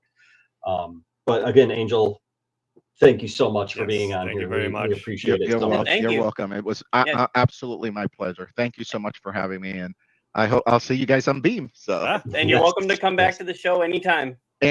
So give it a few months. As soon as you start getting these big announcements, then I'll come back on and explain them. So because it's all part of this master plan that awesome. we started small. Our growth is actually accelerating, and I just think that the future looks very promising. I'm actually very excited about the future. That's all I can say right now. Would you say the future is so bright you have to wear shades? I would say it's beaming. The future is beaming at you. All right, take care, everyone. Thank you for stopping by for those in the chat, and thank you guys for having me. So thank you. Yes, thank you. Have a wonderful day, and stick around for the rest of the show. Yes. Are you running the thing? We don't have an outro, so okay. So I'm gonna go. Okay, you guys can stay on. You guys can stay on. Yep. So it'll be an empty box. Yep. Yes. All right. All righty. All right. And then I'm gonna you guys switch over to. You guys switch over, we'll so hang I up will here. take this off, and it will just be me. There we go. I know what I'm doing here, folks. I've done this lots of times. No. First time we've ever actually done it this way. So let me stop that screen. All right. There I am. There you are. Oh, we just need an eye. We're missing an eye, as always. As always. Well, that was a good show. That went better than I was. That was totally laid back. Like we were stressing ourselves out way too much. Oh my God, I barely got any sleep last night. I ain't gonna lie. Oh really? Yeah. But shenanigans coming in. Here. That's pretty cool. You're all. AngelicAngel is still watching. Thank you for hanging out with us still. I appreciate it. Thank you. So she says we handled it well. Yeah, I think we did pretty good. I think we got most of the questions. I know Looker was like just blowing up in here. He's like, "Oh, ask this, ask this." I'm like, hold on. Yeah, Frank was doing the same thing in the garbage in, garbage out chat. So, but that was a lot of fun. I don't know about you guys. That was I learned so much, and it was so much fun, and it was so easy. It wasn't like stressful. It was like we made it. For just a minute though, the more he was talking about, oh, I know the guy that I helped launch this, launch that, and I was like, I'm already nervous about this, and you're making me more nervous. Right before we're about to go live, and he's like, "Oh, I've done this. I've helped them," and I'm like, "Oh, and there might be sponsors watching us too." Like, oh, Jesus Christ. So Intoxicated comes in and says we all did an amazing job. Thank you, Ink. We appreciate it. Thank you. Appreciate it. We do appreciate all of you who followed and watched and hung out with us. And especially asked questions. Looker, thank you very much. You had a lot of amazing questions. Super cool. Kind of jelly. He comes back. I was trying to feed questions. I appreciate you, Looker. I know we kind of kept a couple I knew the answer, but thought others might be interested. Okay. Yeah, because there was a couple of them I know we've gone over this, but really quick, for those of you watching on Geigo, unfortunately, because we use StreamYard, unfortunately, they do not have the UniChat API yet from Beam. So like when he's bringing the Looker into the chat, like up on the screen, we can't do that with you guys. Like, so AngelicAngel, I have to read off what you're saying and all of that. We've been meaning to contact StreamYard to have them contact Beam, so that we could do that and implement all your comments into our shows. We just haven't. Yeah. we were more focusing on this, I believe. Now that we don't have this interview, hanging over our heads, we might be able to calm down a little bit and do the. I know Yeah. he was like, "Oh, don't be nervous. Don't be nervous." It's like, dude, you're the one we're talking to. Of course you're going to not be nervous. Right. So, but yeah, no, that was awesome. So, but for those of you who haven't watched our show before, we are kind of like a weekly. It started off as just video games, but we've kind of spread out into other pop culture references and things like that. We touch on news of things that have happened during the week, and so we've got some. I know Cyclops has a couple of stories lined up for we can do us a to couple discuss. stories here. We got about a half an hour here. Yeah. Not just all that, but yeah, I mean, I'd definitely call that a success. Yes. Yeah. I mean, it was fun. I just felt weird because I only have one camera that's right here, and because on my screen, remember the issue that I was having with you guys where it was like showing green for Koimia, but you guys could see me, but I couldn't see Koimia, but I could see Brian or neo-deth. I was having the same issue where I wasn't able to see him, but I'm not going to ask him to reload in the middle of the interview. So of course I'm sitting here like, wait, I'm looking at my TV screen, which is also running the interview, and it's a few seconds behind. So of course I'm looking all around this way, and I'm like, wait, I hope I don't look like I'm just staring at the screen, which I probably did a few times. Oh, it's all good. I think I was the only one in StreamYard, so I'm having to look through comments. I'm trying to make sure everything's on here. I was also in the feed for the Geigo so that I could kind of see the questions that were coming up. So yeah, I was definitely multitasking like a son of a bitch during that. Yeah. No, well, I mean, not to toot our own horns, but I think we did a fucking good job. Yeah. So and great job, guys. Looker says this thing. It was super awesome. You guys handled it like pros. Thank you, Looker. So what do we got for stories this week? There was the one that you brought up here. You brought this up, I want to say like a day or so ago. Bungie is no longer going to be Bungie. It's actually going to be considered PlayStation Studios. Yeah. Yeah, so bye Bungie. What the heck? Yeah, it doesn't seem right. Bungie created like some great, amazing games. Right, that name is, associated with a lot of these other games, and just to be like amalgamated in, like no more Sony Santa Monica. They're still going to be on multiple platforms. I mean, Marathon is going to be multi-plat. They did Destiny? I mean, Destiny's multi-plat. So right. Yeah. It's just a matter of seeing PlayStation Studios now instead of Bungie. What is that kind of the reason they want their branding that's going to be on, say Xbox instead of saying Bungie? I think say PlayStation Studios because of that comment that the one Sony exec made during their conference calls, where he said, we're going to kind of start focusing on being less of a hardware platform and more, which some people are saying they took it out of context and then it was lost in translation and all that, because now people are like, oh my god, Sony's not making any more systems. Right. Never said that.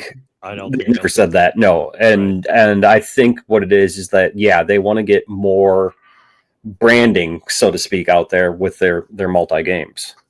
Well, I think it's working pretty well for Microsoft. I mean, remember, they've said that they're going to be more software instead of hardware. And I mean, look at all the Xbox games that were Xbox exclusives for a long time going on to PlayStation, and weren't like the last 6 of the top 10 games on PlayStation. Microsoft published made by Microsoft, so you can't tell me there's not money to be made there. No, and that's why I think, because I saw an article where the developers of Helldivers 2 flat out said that it was all Sony that said, "Hey, we're going to Xbox now." They didn't even know it was going to happen until Sony came to them and said, "Okay, it's time."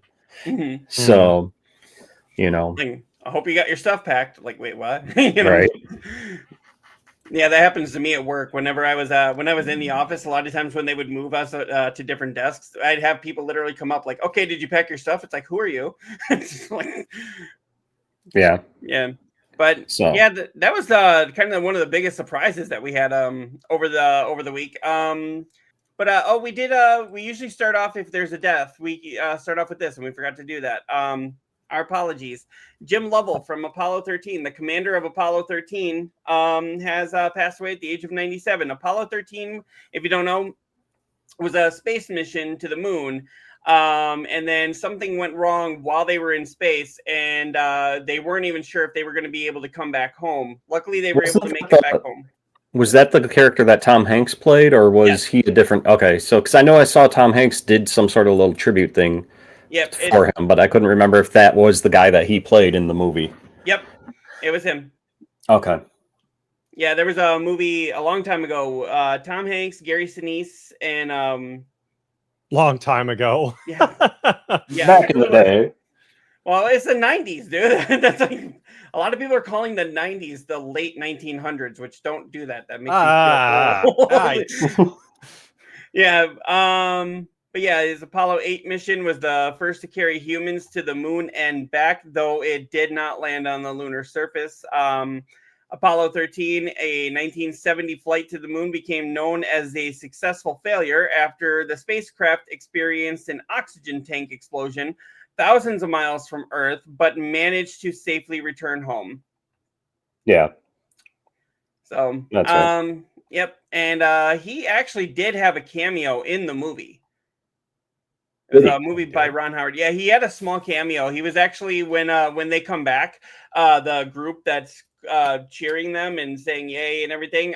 He's one of them that actually like grabs onto Tom Hanks and was like, great job, That's kind of cool. That had to be kind of meta to, thank your fictional self for coming back. So, but yep, we wanted just to do this. I don't have my controllers. I don't have my controllers near me. I'll just put up a peace sign or something. Just something. Oh, yeah. So I got nothing. Yeah, for anybody watching, whenever there's a death, usually in the gaming industry or entertainment industry, we do controllers up. I wasn't prepared today. I was too busy focused on that. You're too focused on the interview part. Yeah, we were very focused on that, and I mean, we stayed up for we did 3 hours of making sure everything was going to work. Yesterday, and fried my brain, so I actually had to go to bed early because I was like, I'm done. I was up probably until about 3:30, 4 o'clock this morning. And then went to sleep, and then got up at about 9:45. And I've been up since. So you're tired. I'm tired, yeah. But I'm also used to it because I work third shift, so Right. But I know we've all worked third shift. I used to do it at a gas station. I know neo-deth, you used to do it at the place that you're at now. And then Koimia, why do you still do it? You're too old for that. Yeah. I mean, it sucks as you get older.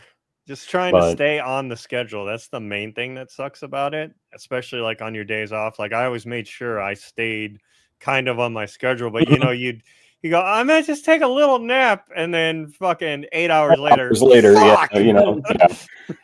Yeah. And there goes my goddamn day off too. I'm just glad that the storms that were supposed to roll through today have already passed. So they're behind me. And we're supposed to get some more later tonight, but they held out for the stream. Yeah. So you didn't get electrocuted. Nope. But remember, don't go take a shower or something. Yeah. Like I said, I posted that clip of the show on TikTok, and it's like half the people say I've heard of that, and half the people say I haven't. I'm like, right. This is either common knowledge or not. There's no third direction. I know. So we got. So, neo-deth, you had actually brought this to our attention here. The Nintendo Indie World Showcase, August 2025. Every announcement and game reveal and trailer. You're the only one of us that I know that knew it was even happening. So what are your opinions? I watched it. I didn't watch it live. I watched it a couple hours later because I forgot about it too. But then I watched it, and like the first couple games look really fun, especially the first one. They kicked it off with I think it's Mia the Howler, which I actually kickstarted that game. It's from the same people that did Shovel Knight. Mm-hmm. Yeah, that one right there. It's that same company. So it's in the vein of like the old Legend of Zelda Game Boy game, that kind of feel to it. And mechanics, and that now that they finally put out like a preview, I think you can go try the demo for a couple weeks here. and that process will save and go into the actual game. But yeah, I can't say enough about that game. I can't wait to play that. Like, those are my favorite type of games, especially like the old school look and everything. And you know they're going to do it well because they're really good at that. I mean, it looks fun, like a really fun 2D scroller, right? And other stuff. Yeah. I mean, yeah, this it's does like look all over like the place, but yeah, that's interesting. Was that a giant brain chasing them around right there? It sure looked like it. Sure looks like it. See if I can. Yeah, I didn't kick it right enough there. to name characters or anything, but I definitely put my faith in it because it looked so good. So, and that was the other thing. We didn't have a release date, and they finally give us a release date. It's releasing in October on Halloween. Halloween. So yeah, I can't wait to finally play that.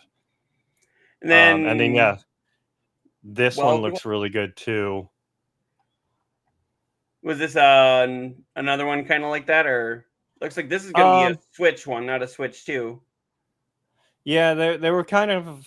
I think some of them are dual, some of them aren't. Like, obviously, the Switch 2 wasn't out for the Mio one, but you can still pick. But this one's kind of like another like Metroidvania in my what it looks like, and it looks huge, but the graphics look really good. Did you ever try the that one I sent you? No, I haven't started that yet. I'm still trying to finish Shadow Labyrinth. Like, I think I'm on the last area, and I've cleaned up most of the areas, so I'm just about to finish that one. Gotcha. No Doki Doki Literature Club for you yet? No, not yet. Yeah. Slacker. What happens when I finally do that one? What are you going to hit me with next? I'm sure I'll find something. Oh, good. I'm sure I'll find something. But yeah, I mean, this one looks right up my alley for, Metroidvania, and then the graphics just look fantastic. Oh, there you go. Finally got one in. Yep. I mean, I counted his first one, and then you said one earlier, so we're at. Oh, did I? Well, I didn't have the stream up, so I couldn't. Yeah. See and what. Then, this the Neverway is kind of like I can't remember that one where you're doing the graveyard, and it's like the 2D type thing, and it's also the people behind Celeste. So, okay. Oh, I loved Celeste. Yeah, so it's that same people. So if you can get past this part, there you go. Yeah. So you go into an alternate world, and you're doing the harvesting, but you're also trying to keep this entity at bay type thing. So you're going in dungeons. It looks pretty fun to me. Yeah, it looks. Yeah. But again, you always gets me with like the retro looks, right? I like those. I remember that's what we grew up with. Right. Even this looked good for what we first started with. But I mean, it's still got that kind of Zelda vibes where you're hunting around and whatnot. Right. Okay. So moving along here, what about here? What is this? Herdling? Yeah. Herdling. To me, it didn't look fun, but that's just my opinion on it. It's like I don't feel like herding along. I forget which company this one was. They've done other games too. Oh, the Firewatch. That's what it was. The same company that did them. But yeah, you basically have a herd of these animals that you're trying to maneuver. You'll have environmental environments that you're trying to get through, like pushing the rocks with them and whatnot. I mean, it's okay. So it's going to be one of those maybe chill stream kind of things. Yeah, if you want to play something else where you're not having to focus, like try and do all these moves and do all this stuff. It could be fun. Okay. I mean, it looks like it's going to be fun for maybe like a 2 stream. I'm tired. I want to just stream for the weekend. Right. And then this seat was taken, I think, was actually, you could get it now. It's basically where you're trying to accommodate different people's like what they like. So I like being against the wall. So you put that person there and makes them happy. And you've got all these different environments that you're moving these characters around. So another kind of chill one, but Right. not my cup of tea. But I mean, if somebody wants it, I mean, it's got to be better than chilling by the fire that they showed before. Yeah. And then Little Kitty Big City. Yeah, this is just another an I mean, it was upgrade. on Game Pass. Yeah, so this is like a new one. They upgraded for the Switch 2 and added a couple things, I believe. That I Okay. believe Shadow dropped that same day, I believe, on Okay. that one. All right. Content warning. This one was weird. So it's like you're filming with a bunch of friends, like a spooky area, and then after you filmed it, you kind of step back and rewatch your stuff and try and get like follows, kind of like you're trying to like do a whole streaming thing. Like, aren't I doing that in real life right now? That's weird. Yeah, and then it kind of reminds me of like the Roblox a little bit, how they look and move. So I don't know. It's a weird one. It could be fun for like multiplayer. So kind of like Among Us type thing. Would we say weird in the sense of like little nightmares where nothing like right here, sense? now that they've done the thing, then you rewatch it and try and get people to watch it in the game. I don't know. It's very meta. Okay, that seems That's weird. bizarre. That is bizarre. Well, I saw that one. I was like, whoa, what are we trying to do here? I don't like saying this kind of thing, but it seems like this is the kind of game that the company just needed to put one out. So they said, here, do this. I mean, if it has people... watch it blow up. It'll be like one of the biggest things ever. Yeah, like if watch it become the next Among Us type thing, I mean, okay. To each their own. Just from the trailer, it's not grabbing me, but at the same time, it's like maybe give it a chance before we. I mean, it could be an interesting one if we all got it and we tried to play it and on the show or something. Are you gonna buy me a Switch too? I think it's gonna be on multiple platforms. Oh, okay. That's not what he asked. Yeah, I told him. The check's in the mail. It hasn't shown up yet. No, it still has not. Oh, damn! They're just really slow. Jeez. All right, October 15th. Ball. What is this? Ball by Pit or just Ball Pit? Ball Pit. It's Pit? One of those. What the fuck do they call those? Like Vampire Survivor. Oh. Okay. Yeah, I can't think of the name of those type of games. Yeah. Vampire Survivor is actually really fun, though. It's a good time waster. Is it? I've never tried it. Yeah, so it's in the vein of that. Ultimate Sheep Raccoon. Yeah, this one I kind of tuned out. Nobody knows. Oh, that's what it was. This one's like what the hell was that name on Super Nintendo where you were like a unibike? The Uniracers? Yeah, Uniracers by Rare. Uniracers gives was me fantastic. That vibe. Okay, yeah, I totally see that. Yeah, but you're doing it like, multiple people, and so it's in that vein where it's class platform. You're trying to get like 8 people together and do tricks or make it through or right. All right. So I mean, I would say if the 3 of us did this together, that might be fun. But we got another follow just now. I'm probably going to butcher this name, and I apologize in advance. Is it Kuska? Kuska, oh. Thanks for following. Thank you. Yeah, thank you for the follow. Welcome. I'm not sure if I said that right, and if I didn't, I apologize. And then this one actually looked kind of fun. It's set in like a alternate world, I believe, where the whole Earth has iced over, and you're playing like this dinosaur hybrid. I So did it's see that, basically Greg. Awesome. Jurassic World Rebirth, the game. You know. Yeah, so you're playing this dinosaur hybrid, and you're going through and like doing real-time combat. You can do like AoE and up close combat. It really reminds me of like Echo the Dolphin. I That's was what gonna say, when I it looks saw very underwater. when I saw it, I'm like, oh, it's like a new Echo where you're underwater, but you're doing combat a little bit differently, like where you're doing the range stuff. So it's kind of got some RPG elements in there too. So How are you doing today, I believe Kuska?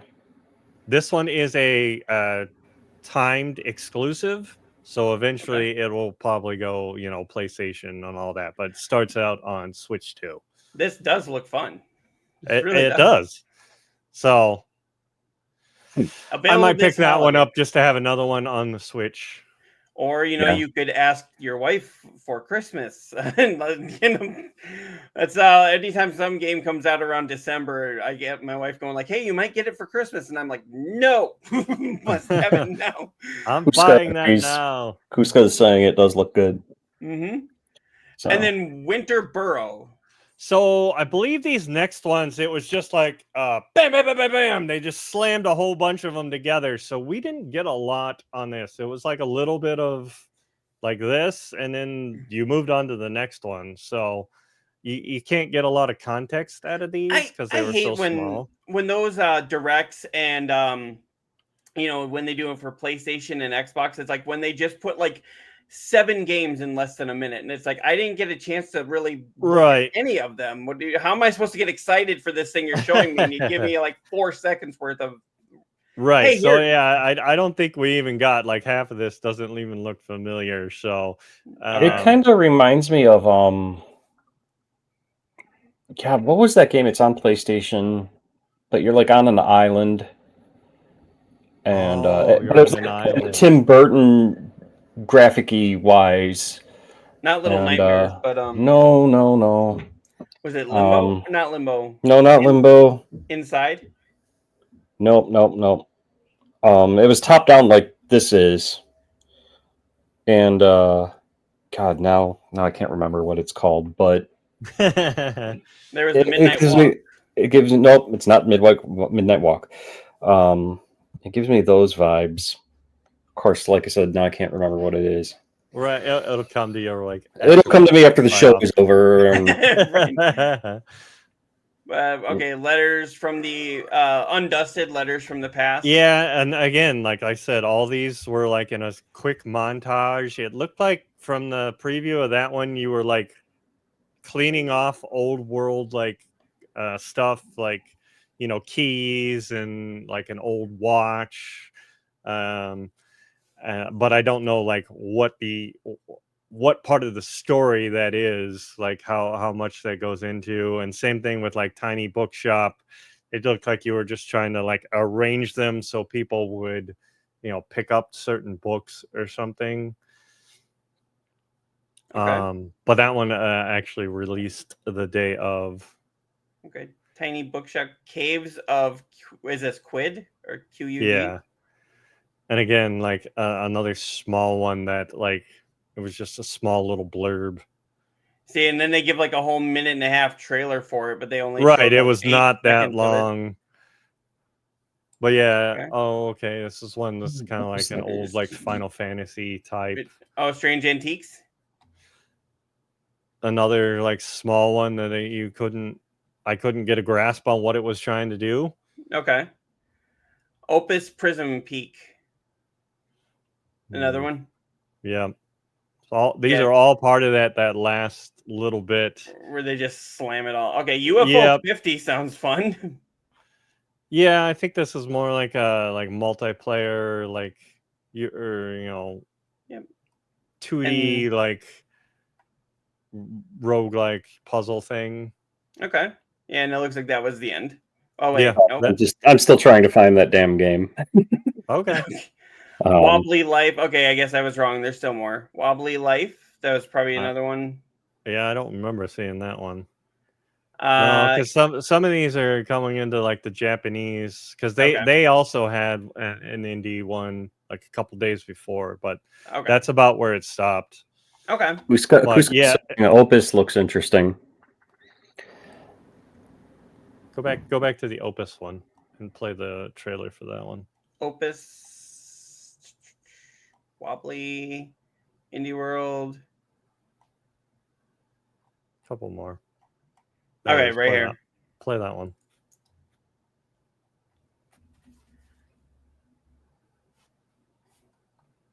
Here, I'll blow that up there. I'm trying to think what this one was.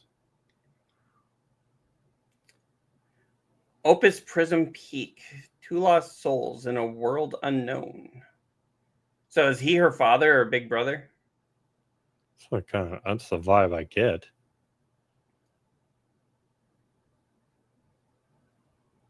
Another one where you got to take a lot of pictures. Okay, yeah, I don't remember seeing this one. The last 2 games I've been playing have had a lot to do with pictures. You had Indiana Jones and the Great Circle, where you had to take a lot of pictures to solve a lot of those puzzles. And then I've been playing Life is Strange Double Exposure, which your main character is a photographer. So you're taking pictures all over the place. Well, I mean, yeah, Double Exposure. Yeah, I don't remember seeing this one. It looks interesting.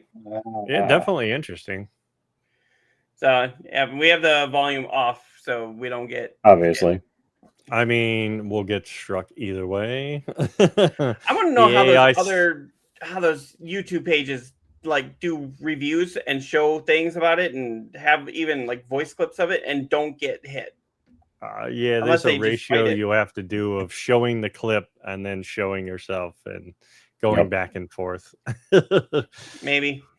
So who's adding that one to their list? They're like I said, the first 3 were definitely yeses for me, and then after that was kind of like, okay, all right. Yeah, I give up. To each their own. Whatever you like. I can't figure out the name of this game. That's all right. And now I guess here we can transition into. I know Koimiya, you said with everything going on with getting ready for Angel, you didn't have any Koimiya comments. Don't Starve. That's the name of the game. Oh, Don't Starve. Okay. Yeah. Okay. Yep. I definitely see that. That mouse one reminds me of Don't Starve. As far as Koimiya comments, the only thing I have to say is much to the chagrin of neo-deth, the new Baby Metal album that just dropped yesterday. Chef's kiss. So okay, you should hear these two go back and forth about Baby Metal. Like, Koimiya loves it. Neo-deth is like, it doesn't exist to him. I cannot stand them. It's beyond fantastic.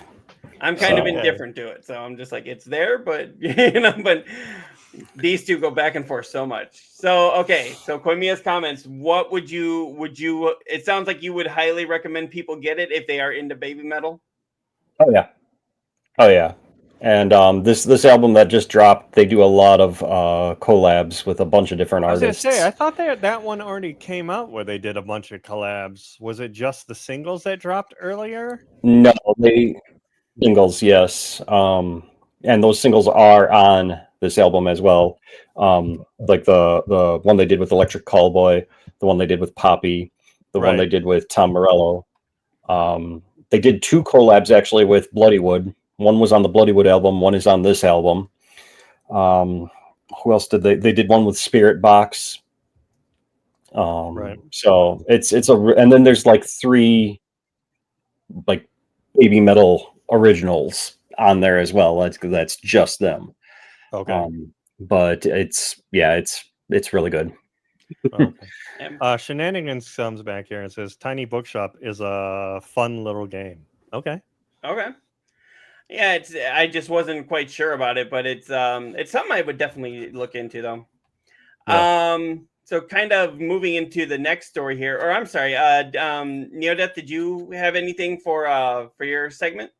No, I know we were all getting ready for yeah, I mean, the focus was just on this. Getting ready for Angel. Yeah. So, and we learned quite a lot. I'm actually very excited, and I'm hoping he comes back on the show. I know he said give him a couple months, but I'm like, you know what? Maybe we can make it like a Christmas show and like bring him back on. Right? We'd probably be a little bit busy around then. I don't know. I mean, it took us what we started this June, contacting him like towards the end of June. Yeah. And we just now were able to get him on today. So, all right. But again, I'm glad that he came on. That was fantastically awesome. Yes, I'm making it that fantastically awesome for him to do that. But does that count? Because it's fantastic. Oh yeah, it does. Lee. Nope.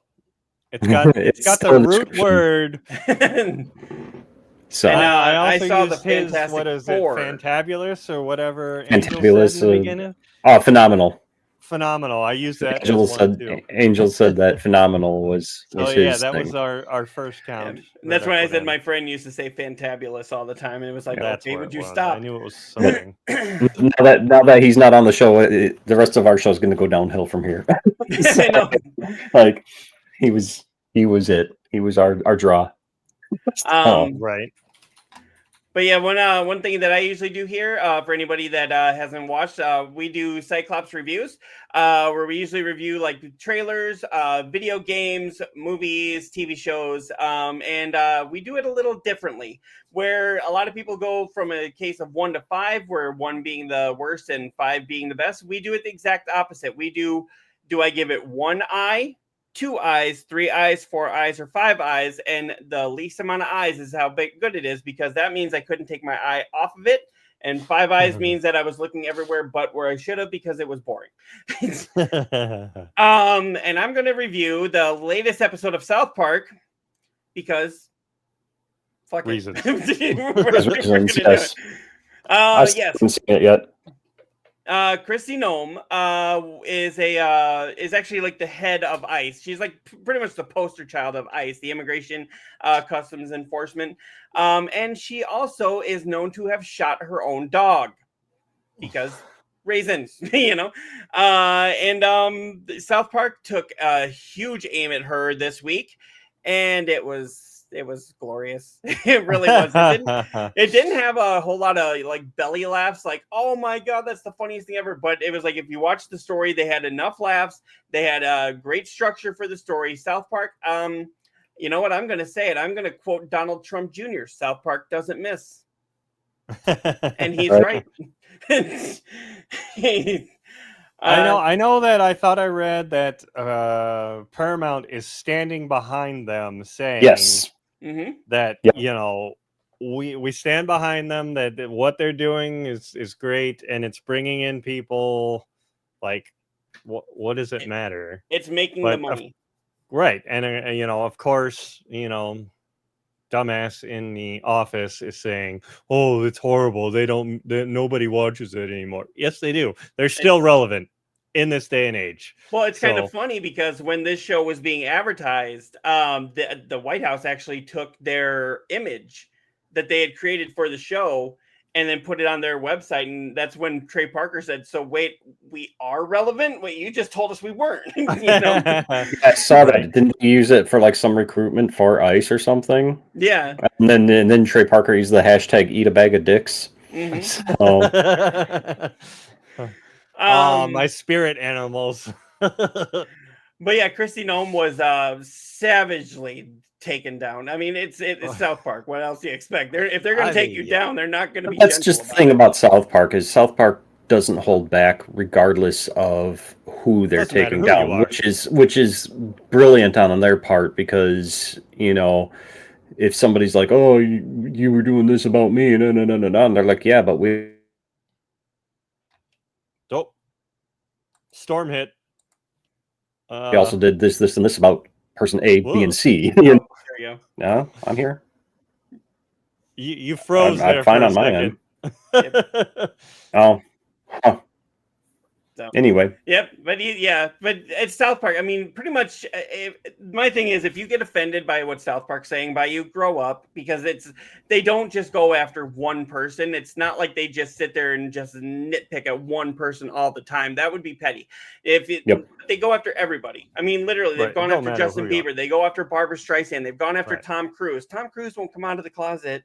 Yep. I mean, the hell, when Isaac Hayes left South Park, they ripped on him, and then they found out later it wasn't for the reason they had been told. But you know, I mean, Al Gore, I mean, they even like somewhat apologized to Al Gore in show, because remember, Man Bear Pig was a stand-in for global warming. Super and then cereal. they found out, it's super serial. And then they found out later that global warming is real, and they were like, it's global Man Bear Pig. You know, so it's like they had to pretty much having them apologize to their in-show Al Gore, even though he was still crazy. And I was like, See, and the way I would look at it laugh is at yourself. Al Gore said exactly. he appreciated their apology, and that he actually thought it was funny how they ripped on him. I would take it as like the same way as if Weird Al was to do a parody of me. I would take Right. it as a fucking honor, you know, like, Mhm. because I mean, presidents of the United States said that that's how they knew they were big, was when Weird Al wanted to do the parody of Lump. You Right. know, Nirvana. I love Kurt's response when Al called him up asking if he could do the not another Teen Spirit, or the Teen Spirit parody. Kurt's first question was, "It's not another song about fucking food, is it?" And I was like, "No, actually, it's about how nobody can understand what you're saying." And Kurt's like, "Brilliant, I love it. Let's do it." Angel, how you doing? He just popped into our stream. Hi, Angel. Thank Hello you again. again. Yeah, We thank you very much appreciate again it. for Welcome coming in. back. Yep. So But yeah, I mean, I totally agree with that. And so I mean, South Park really ripped on Trump. They're basically making him the new Saddam Hussein. And Right. Right. but then Trump I don't think Trump got mad, because Trump was actually asked, and he said, I don't watch South Park. I don't know. I can't comment. And I'm like, okay, that might be the truest, most honest thing he said.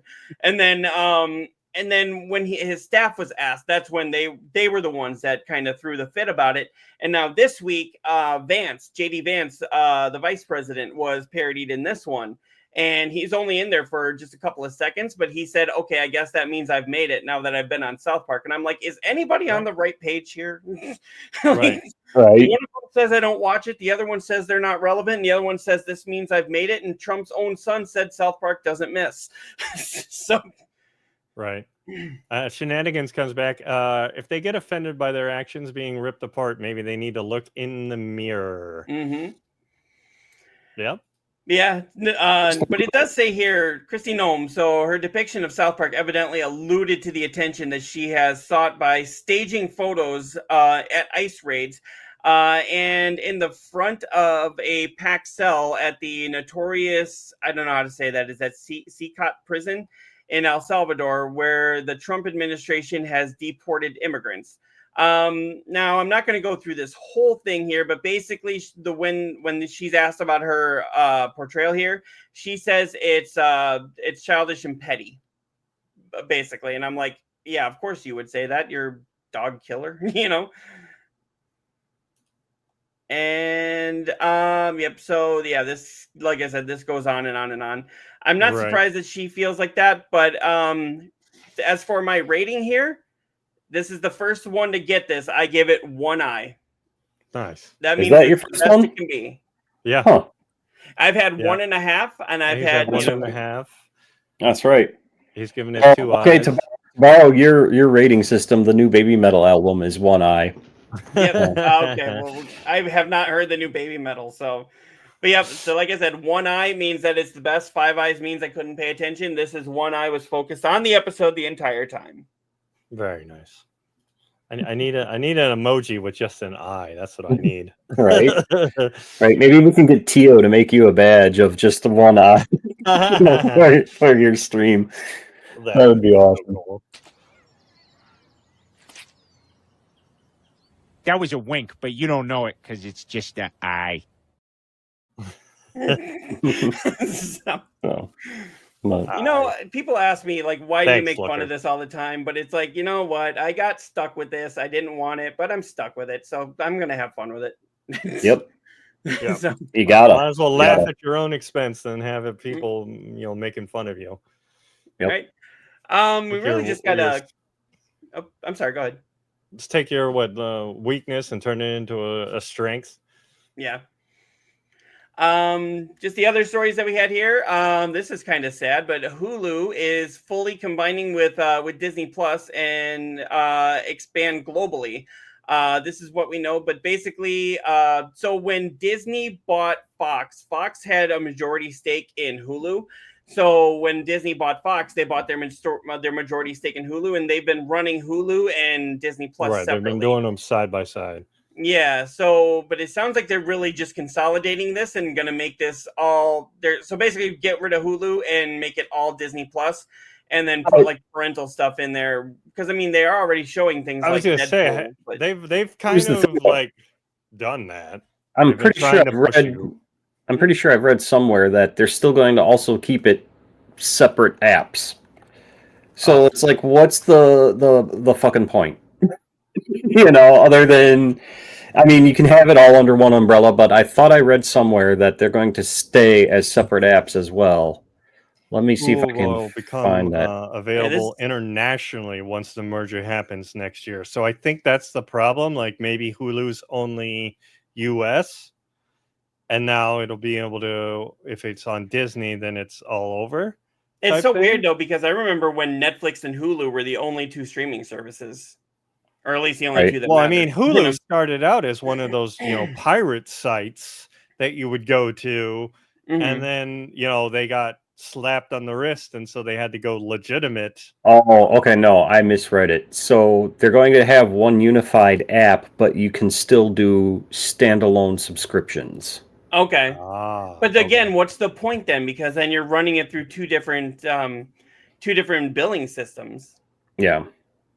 Yeah, but And I mean, it could be also, there is a good point though, because like, if you're an adult that doesn't have kids, you're not going to want to watch the majority of what's on fucking Disney, right. but you will watch stuff on Hulu. Mhm. So you could still have the separate account, just one unified app, and you wouldn't like have access to the Disney aspect of it. Dude, I'm an adult and I don't have kids and I watch Disney Plus. Yeah, but you're just also weird. You're just a big kid at heart, like the rest of us. That's true. Now, I usually watch it. I watch some of the older cartoons that we grew up with, but then I also watch some of the movies that I might want to see that I don't necessarily want to go to the theater for. I mainly use Disney Plus for the Marvel movies, to be honest with you. Like, Oh my Right. god, I really wish that they would bring back more X-Men 97. They can't leave it on that big of a cliffhanger and not They fucking are. come back. Yeah. It's going for a second season. Just Yeah, but they got rid of his the guy that was story running it. is his story is going forward. He's just not going to be involved. So if They've they already make got changes- his story going, but he's just not going to be involved, which is shitty on their part because it was a fantastic show oh, that he brought it all back and everything. Count it. Yeah. Yeah. I definitely will because that but it was really was. so good, and it brought back a lot of the childhood memories and everything. It really did, and then of course they made it darker. I mean, when yeah, they ripped his the skeleton out, storyline. damn, Dude, you But, can't yeah. leave that X-Men gone. I'll just say that. I'm not going to ruin it for people. I mean, at this point, I would hope somebody has it. I actually have a shirt that I got off of, I believe, Screen Crush did it, where it's got Gambit on there and it says "Remember Me" because that's the last thing he said and whatnot. Yeah. With her going like, I can't feel you anymore, Remy, and like my wife and I were both sitting there like, no, they can't end it like this. They can't end it like this, and then it was like credits. I was like, fuck, and then really, and I knew at the but point they are where- moving forward with a new season, and I knew at believe the- a new season of the Spider-Man too. I don't think that's been officially announced, but I think it's in talks. I thought they announced that one too. I remember when in the episode where Magneto ripped Logan's skeleton out, I knew that's actually a storyline in the comics, and I was just sitting there like, they're not going to actually do it. This is TV 14. They're not going to do that. They can't do that. They probably can't even get away with that. And then it's like you hear more like with Professor X going like, "Damn it, man, don't do this!" And you see Magneto, and I was like, "Are they fucking doing this? Are they actually doing this?" And then when they, you don't see it, then they show what it actually looked like in the comic, and I was like, "Holy crap, they fucking did it!" And then I just want to know if they're going to go into the next storyline, which was following the comic, where he becomes more animalistic because he doesn't have the same memories. Right. I'm hoping they do. Yeah, we'll have to see. But yeah, so this was just really interesting that they were coming out. I mean, the media. But my question is, so right now they have a thing where you can get Disney Plus and you can get Hulu and you can get ESPN or you can get Max. Are they still going to keep those, or is it just? I have no idea. Or have they even said yet?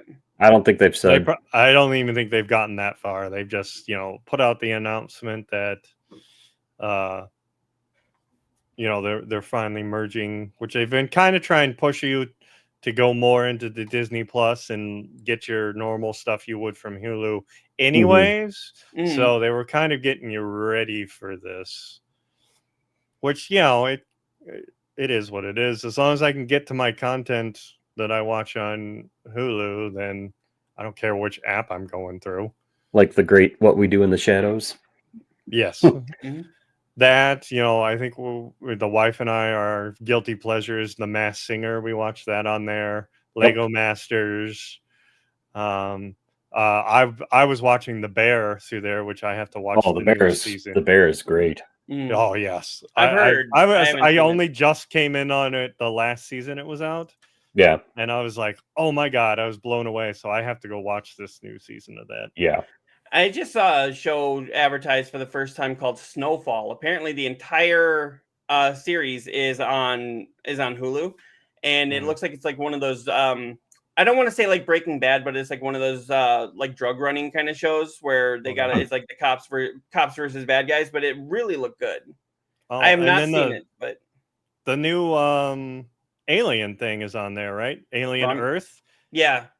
Is coming to Hulu, and I've been looking at the reviews. Everybody's giving it like a 10, a 9, like, so that'll definitely be one that I go watch immediately. Also, Alien has just always been one of my favorite franchises.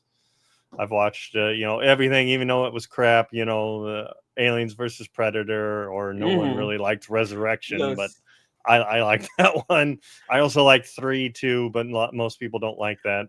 Maybe I'm alone in this. What I hate is when they take an established adult R-rated franchise and then they start watering it down like several chapters into it.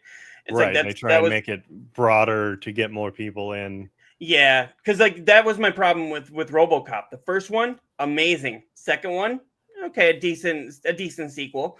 Then you got the third one, and it was like, what the fuck are you doing? The story got so sloppy in the third one. And then they did the remake of it, and it was like, okay, why? It was another, what do you call it? It wasn't a legacy sequel like Koimiya seems to hate. But it was a full-on reboot and remake. I think they were trying to reboot it, and everybody was just like, why? And then they tried to do that with Judge Dredd too, and it was like, I can see you're trying to be a little more accurate to the comics, but you fucked it up so bad the first time, we just can't. Yeah, the first one was so bad. That I hate legacy sequels. Mr. I am the law. They don't make good legacy sequels. Okay, I will say Scream. Scream was a good legacy sequel. I enjoyed Scream because he had Scream in 1996, and then you had Scream that just came out not last year, but like 3 or 4 years ago when they did the legacy sequel. I haven't seen it. Okay, so I'll give you that one. And I've heard that I Heard What You Did Last Summer is a good legacy sequel. Haven't seen that one. So I haven't seen that one either. It's in the theaters now, but like you launched that up against Fantastic Four and Superman. What did you think was gonna fucking happen? It's gonna fail at the theater, Right. Well, you might as well just put that out as straight to streaming. Right. Yeah, so that one, and then I heard like Final Destination was a great one too. I have not seen it. Haven't I've seen not it. seen Bloodlight. I almost clicked on it, because you can watch it now on. It's on Max. Max, yeah. Yeah, one of those. I almost went through and clicked it. And I'm like, I have a confession to make. I've only seen the first 2 Final Destinations. I think I've only seen those 2. Yeah. Also, like after that, then you get that sequel fatigue or whatever. Just Like how many Saw. times?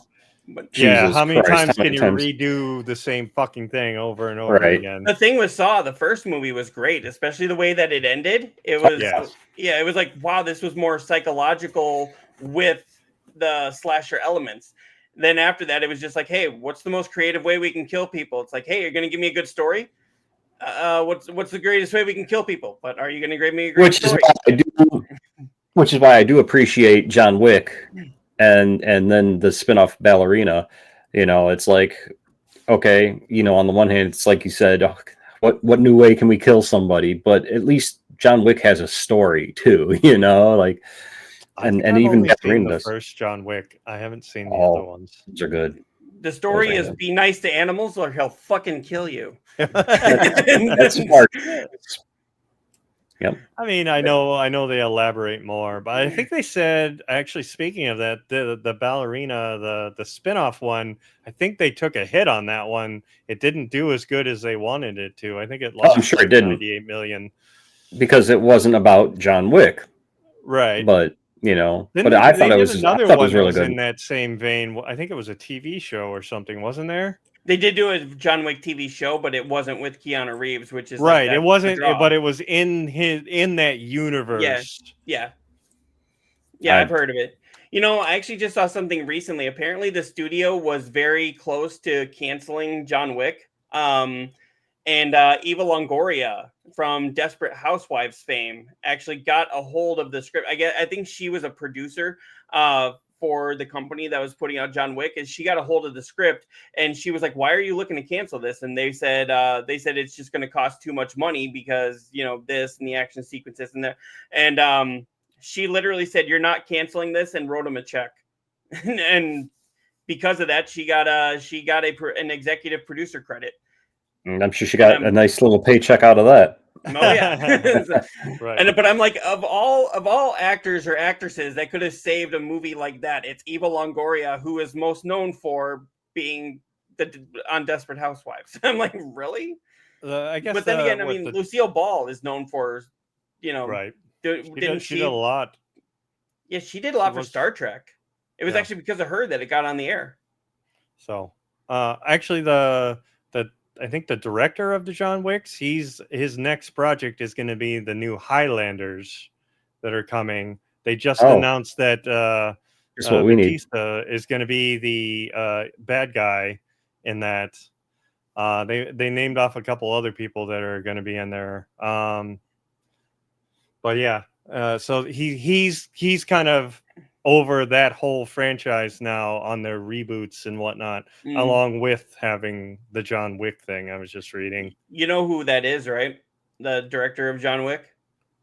He actually started his career in Hollywood as a stuntman, and he was actually Brandon Lee's stunt double in The Crow. And was he? Yeah, and after Brandon Lee died during the filming of that, they still had to get a few like action sequences and a few shots of him walking by. He was the stand-in for Brandon after he's the one he that died. They used. Yeah. Oh, that's cool. That's a cool tidbit of information I didn't know. Mm-hmm. Right. I'm full of useless information. You're full of something. But speaking of What else what else do we got? I was going to say, speaking of other things that are kind of full of things, Florida is suing several porn companies over age verification. The state passed a legislation last year requiring many types of websites to conduct age checks, which is why Pornhub, I guess, is not available in Florida or in several states now. Oh.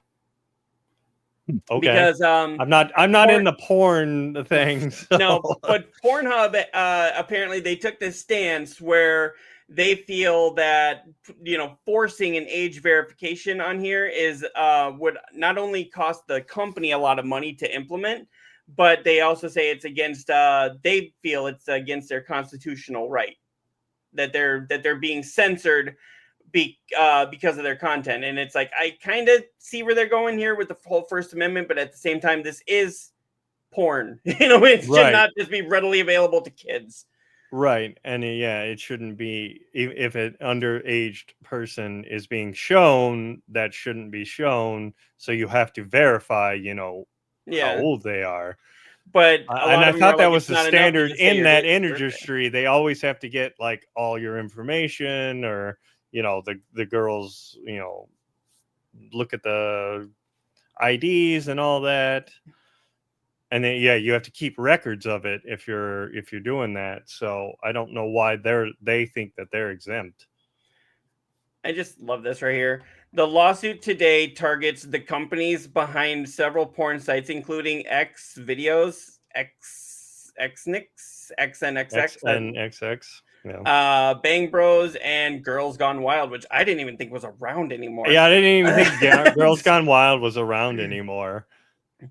I remember when we were kids, like waking, like if we fell asleep on the couch and we'd wake up at like 2 a.m. and it was usually a commercial for Girls Gone Wild. The infomercial for that, and you're like, yeah, that looks so cool. And then you go and watch it, and you're like, what the fuck is this? Mm-hmm. I could have seen this on Skinamax. I know. There was like nothing to it that you couldn't have just seen. It was just, wow. What, didn't that guy go to jail? The guy that did? Probably. I thought it was like he was like at a beach or something and told girls to take their top off, and it turns out like he wasn't checking their age, and like some of them same were thing. underage. Look at that. Same thing we're talking about here. It's all irrelevant. Yep. So yeah, I am 100% for keeping the kids safe, keeping that kind of content out of children's hands. I don't think the porn companies should really fight this. If anything, it's amazing that they didn't just voluntarily do that. Right. I know if I was running one, I'm not going to run a porn company, but if I was running one, the first thing I would go is, okay, how do we do this legally? Make sure that nobody under the age of 18 or 21, whatever district you're in, can't see it. Yeah, I didn't know that. Like, what the fuck? Some areas you have to be 21 or older. Mm-hmm. I was like, it doesn't seem. I think that should be like a across the board kind of law, but right, that's what I thought it was. But I don't know. So. Yeah, I just kind of read that and I was like, they're suing porn companies. This is the kind of stuff you should not be typing about. Why do we have this? Why is this? What alternate dimension did I step into here? No, and just the last story that I had found here was another one on Nintendo, but Nintendo is forcing a speedrunning group to apply for permission to feature any of its games. This is RTA in Japan is working with Nintendo to individually license future usage of the company's first-party video games. Why does Nintendo just love to shoot themselves in the fucking foot? Like, hey, how can we fuck ourselves today, guys? Let's do this. Okay. Like, what the fuck? If people want to play the game and speedrun it. What is their reasoning behind this? I'm sure there's more to it than just, you're a speedrunner. So this is coming from Kotaku. So RTA in Japan, the largest video game speedrunning community in the country, has confirmed why no first-party Nintendo games will be featured at its upcoming August event. According to officials at RTA, Nintendo wants the speedrunning group to apply for licensing agreements for each individual Nintendo game moving forward, which RTA will do for future events. In June, so it's for during some event that they're trying to put on. Yeah. Okay. So it's not just like some random streamer on YouTube. Nintendo's like, no, now you got to fucking get a license from us. Right, but what's the difference between if I'm doing it in an event or if I'm doing it at my home? It's the same. Because the events are competitions, and there's usually cash prizes and shit like that. And so, to me, I think that's free advertisement, though. It's free publicity. That's not how Nintendo works. No. Where's Yeah. Angel? Let's get him back on here and say, hey, why would we do this? Angel, we need you to just jump in here and just tell us how the flying F does this make sense? I mean, Nintendo has been cracking down on everything of their IPs. Well, but if you look here, it says in June, RTA revealed the games that would appear during the summer of 2025 live stream speedrunning event. And almost immediately, fans and the media noticed a lack of any first-party Nintendo games. This was odd, as at previous RTA events, Nintendo games like Super Mario 64 had drawn large audiences and were some of the most popular games played during the week-long speedrunning showcase. Fans speculated as to what had happened and why the games were missing, but now RTA has officially explained the reason Super Mario 64 won't be played during the speedrunning event later this month. So again, I understand what you're saying, Koimia, that with the cash money prizes that they're getting, but Nintendo again is getting a lot of exposure. How many cameras, how many media people are going to be there putting this all over the internet? It doesn't matter though, because the Nintendo isn't getting any money. They're getting exposure, but they're not getting any money from the but event. that might get you might want to go replay that game, so you have to go hunt down the Super Mario All-Stars or whatever it is. Yeah, but if you aren't buying a new copy of Super Mario All-Stars unless you do a digital you can't, copy. Because that was a limited run, and they're not selling it anymore. So you have to go to the third party market. That's on them. Nintendo's thing is they're trying to make money any way they fucking can, and so this is just them saying you have to have a licensing agreement for this event so that you can pay us to let you use our games, and that's all it is. They don't care about the word of mouth. They care about getting paid. Because I get your argument. More people are going to see it. Maybe they'll buy the game, but that isn't 100% sure. Whereas, hey, we've got this licensing agreement. You got to pay us, or you can't use this. It's either yes or no. It's money or no game. So. Yeah, to me it just seems like corporate greed, but that's just me. It totally is. No, it totally is. That's all. Like I said, Nintendo only cares about one thing, and that's Nintendo. Right. So. And occasionally Xbox, when Xbox is throwing stuff to Nintendo. Well, yeah, they're kind of like this. They have been for a little while now. Well, it's kind of funny because Nintendo and Sega were like brutal enemies, and now they're like, hey, yeah, put Sonic in a Mario game. And now all of a sudden they were like, hey, yeah, don't buy Xbox. Now you should buy Xbox. We've always agreed with them. Sorry, I missed some comments from the Looker. I think when we were talking about the porn thing, that should be regulated by the phone PC, not the platform. Like my kids' phones won't allow them to see anything other than PG. Right. Like, see, and that's why I was saying, at least in America, for the First Amendment, I don't know. I think you guys have something similar. But yeah, that's what I'm saying. It should be more. It shouldn't necessarily be thrown on the porn company, the phone company, or the porn company. But at the same time, the porn company should go out of their area. And the porn company should go out of their way to make sure that they can. Kind of like how I was going to say the cigarette company tries not to market to kids, but we all know that they at least they used to. I mean, they used to. It used to be in cartoons all the time, like the smoking and whatnot.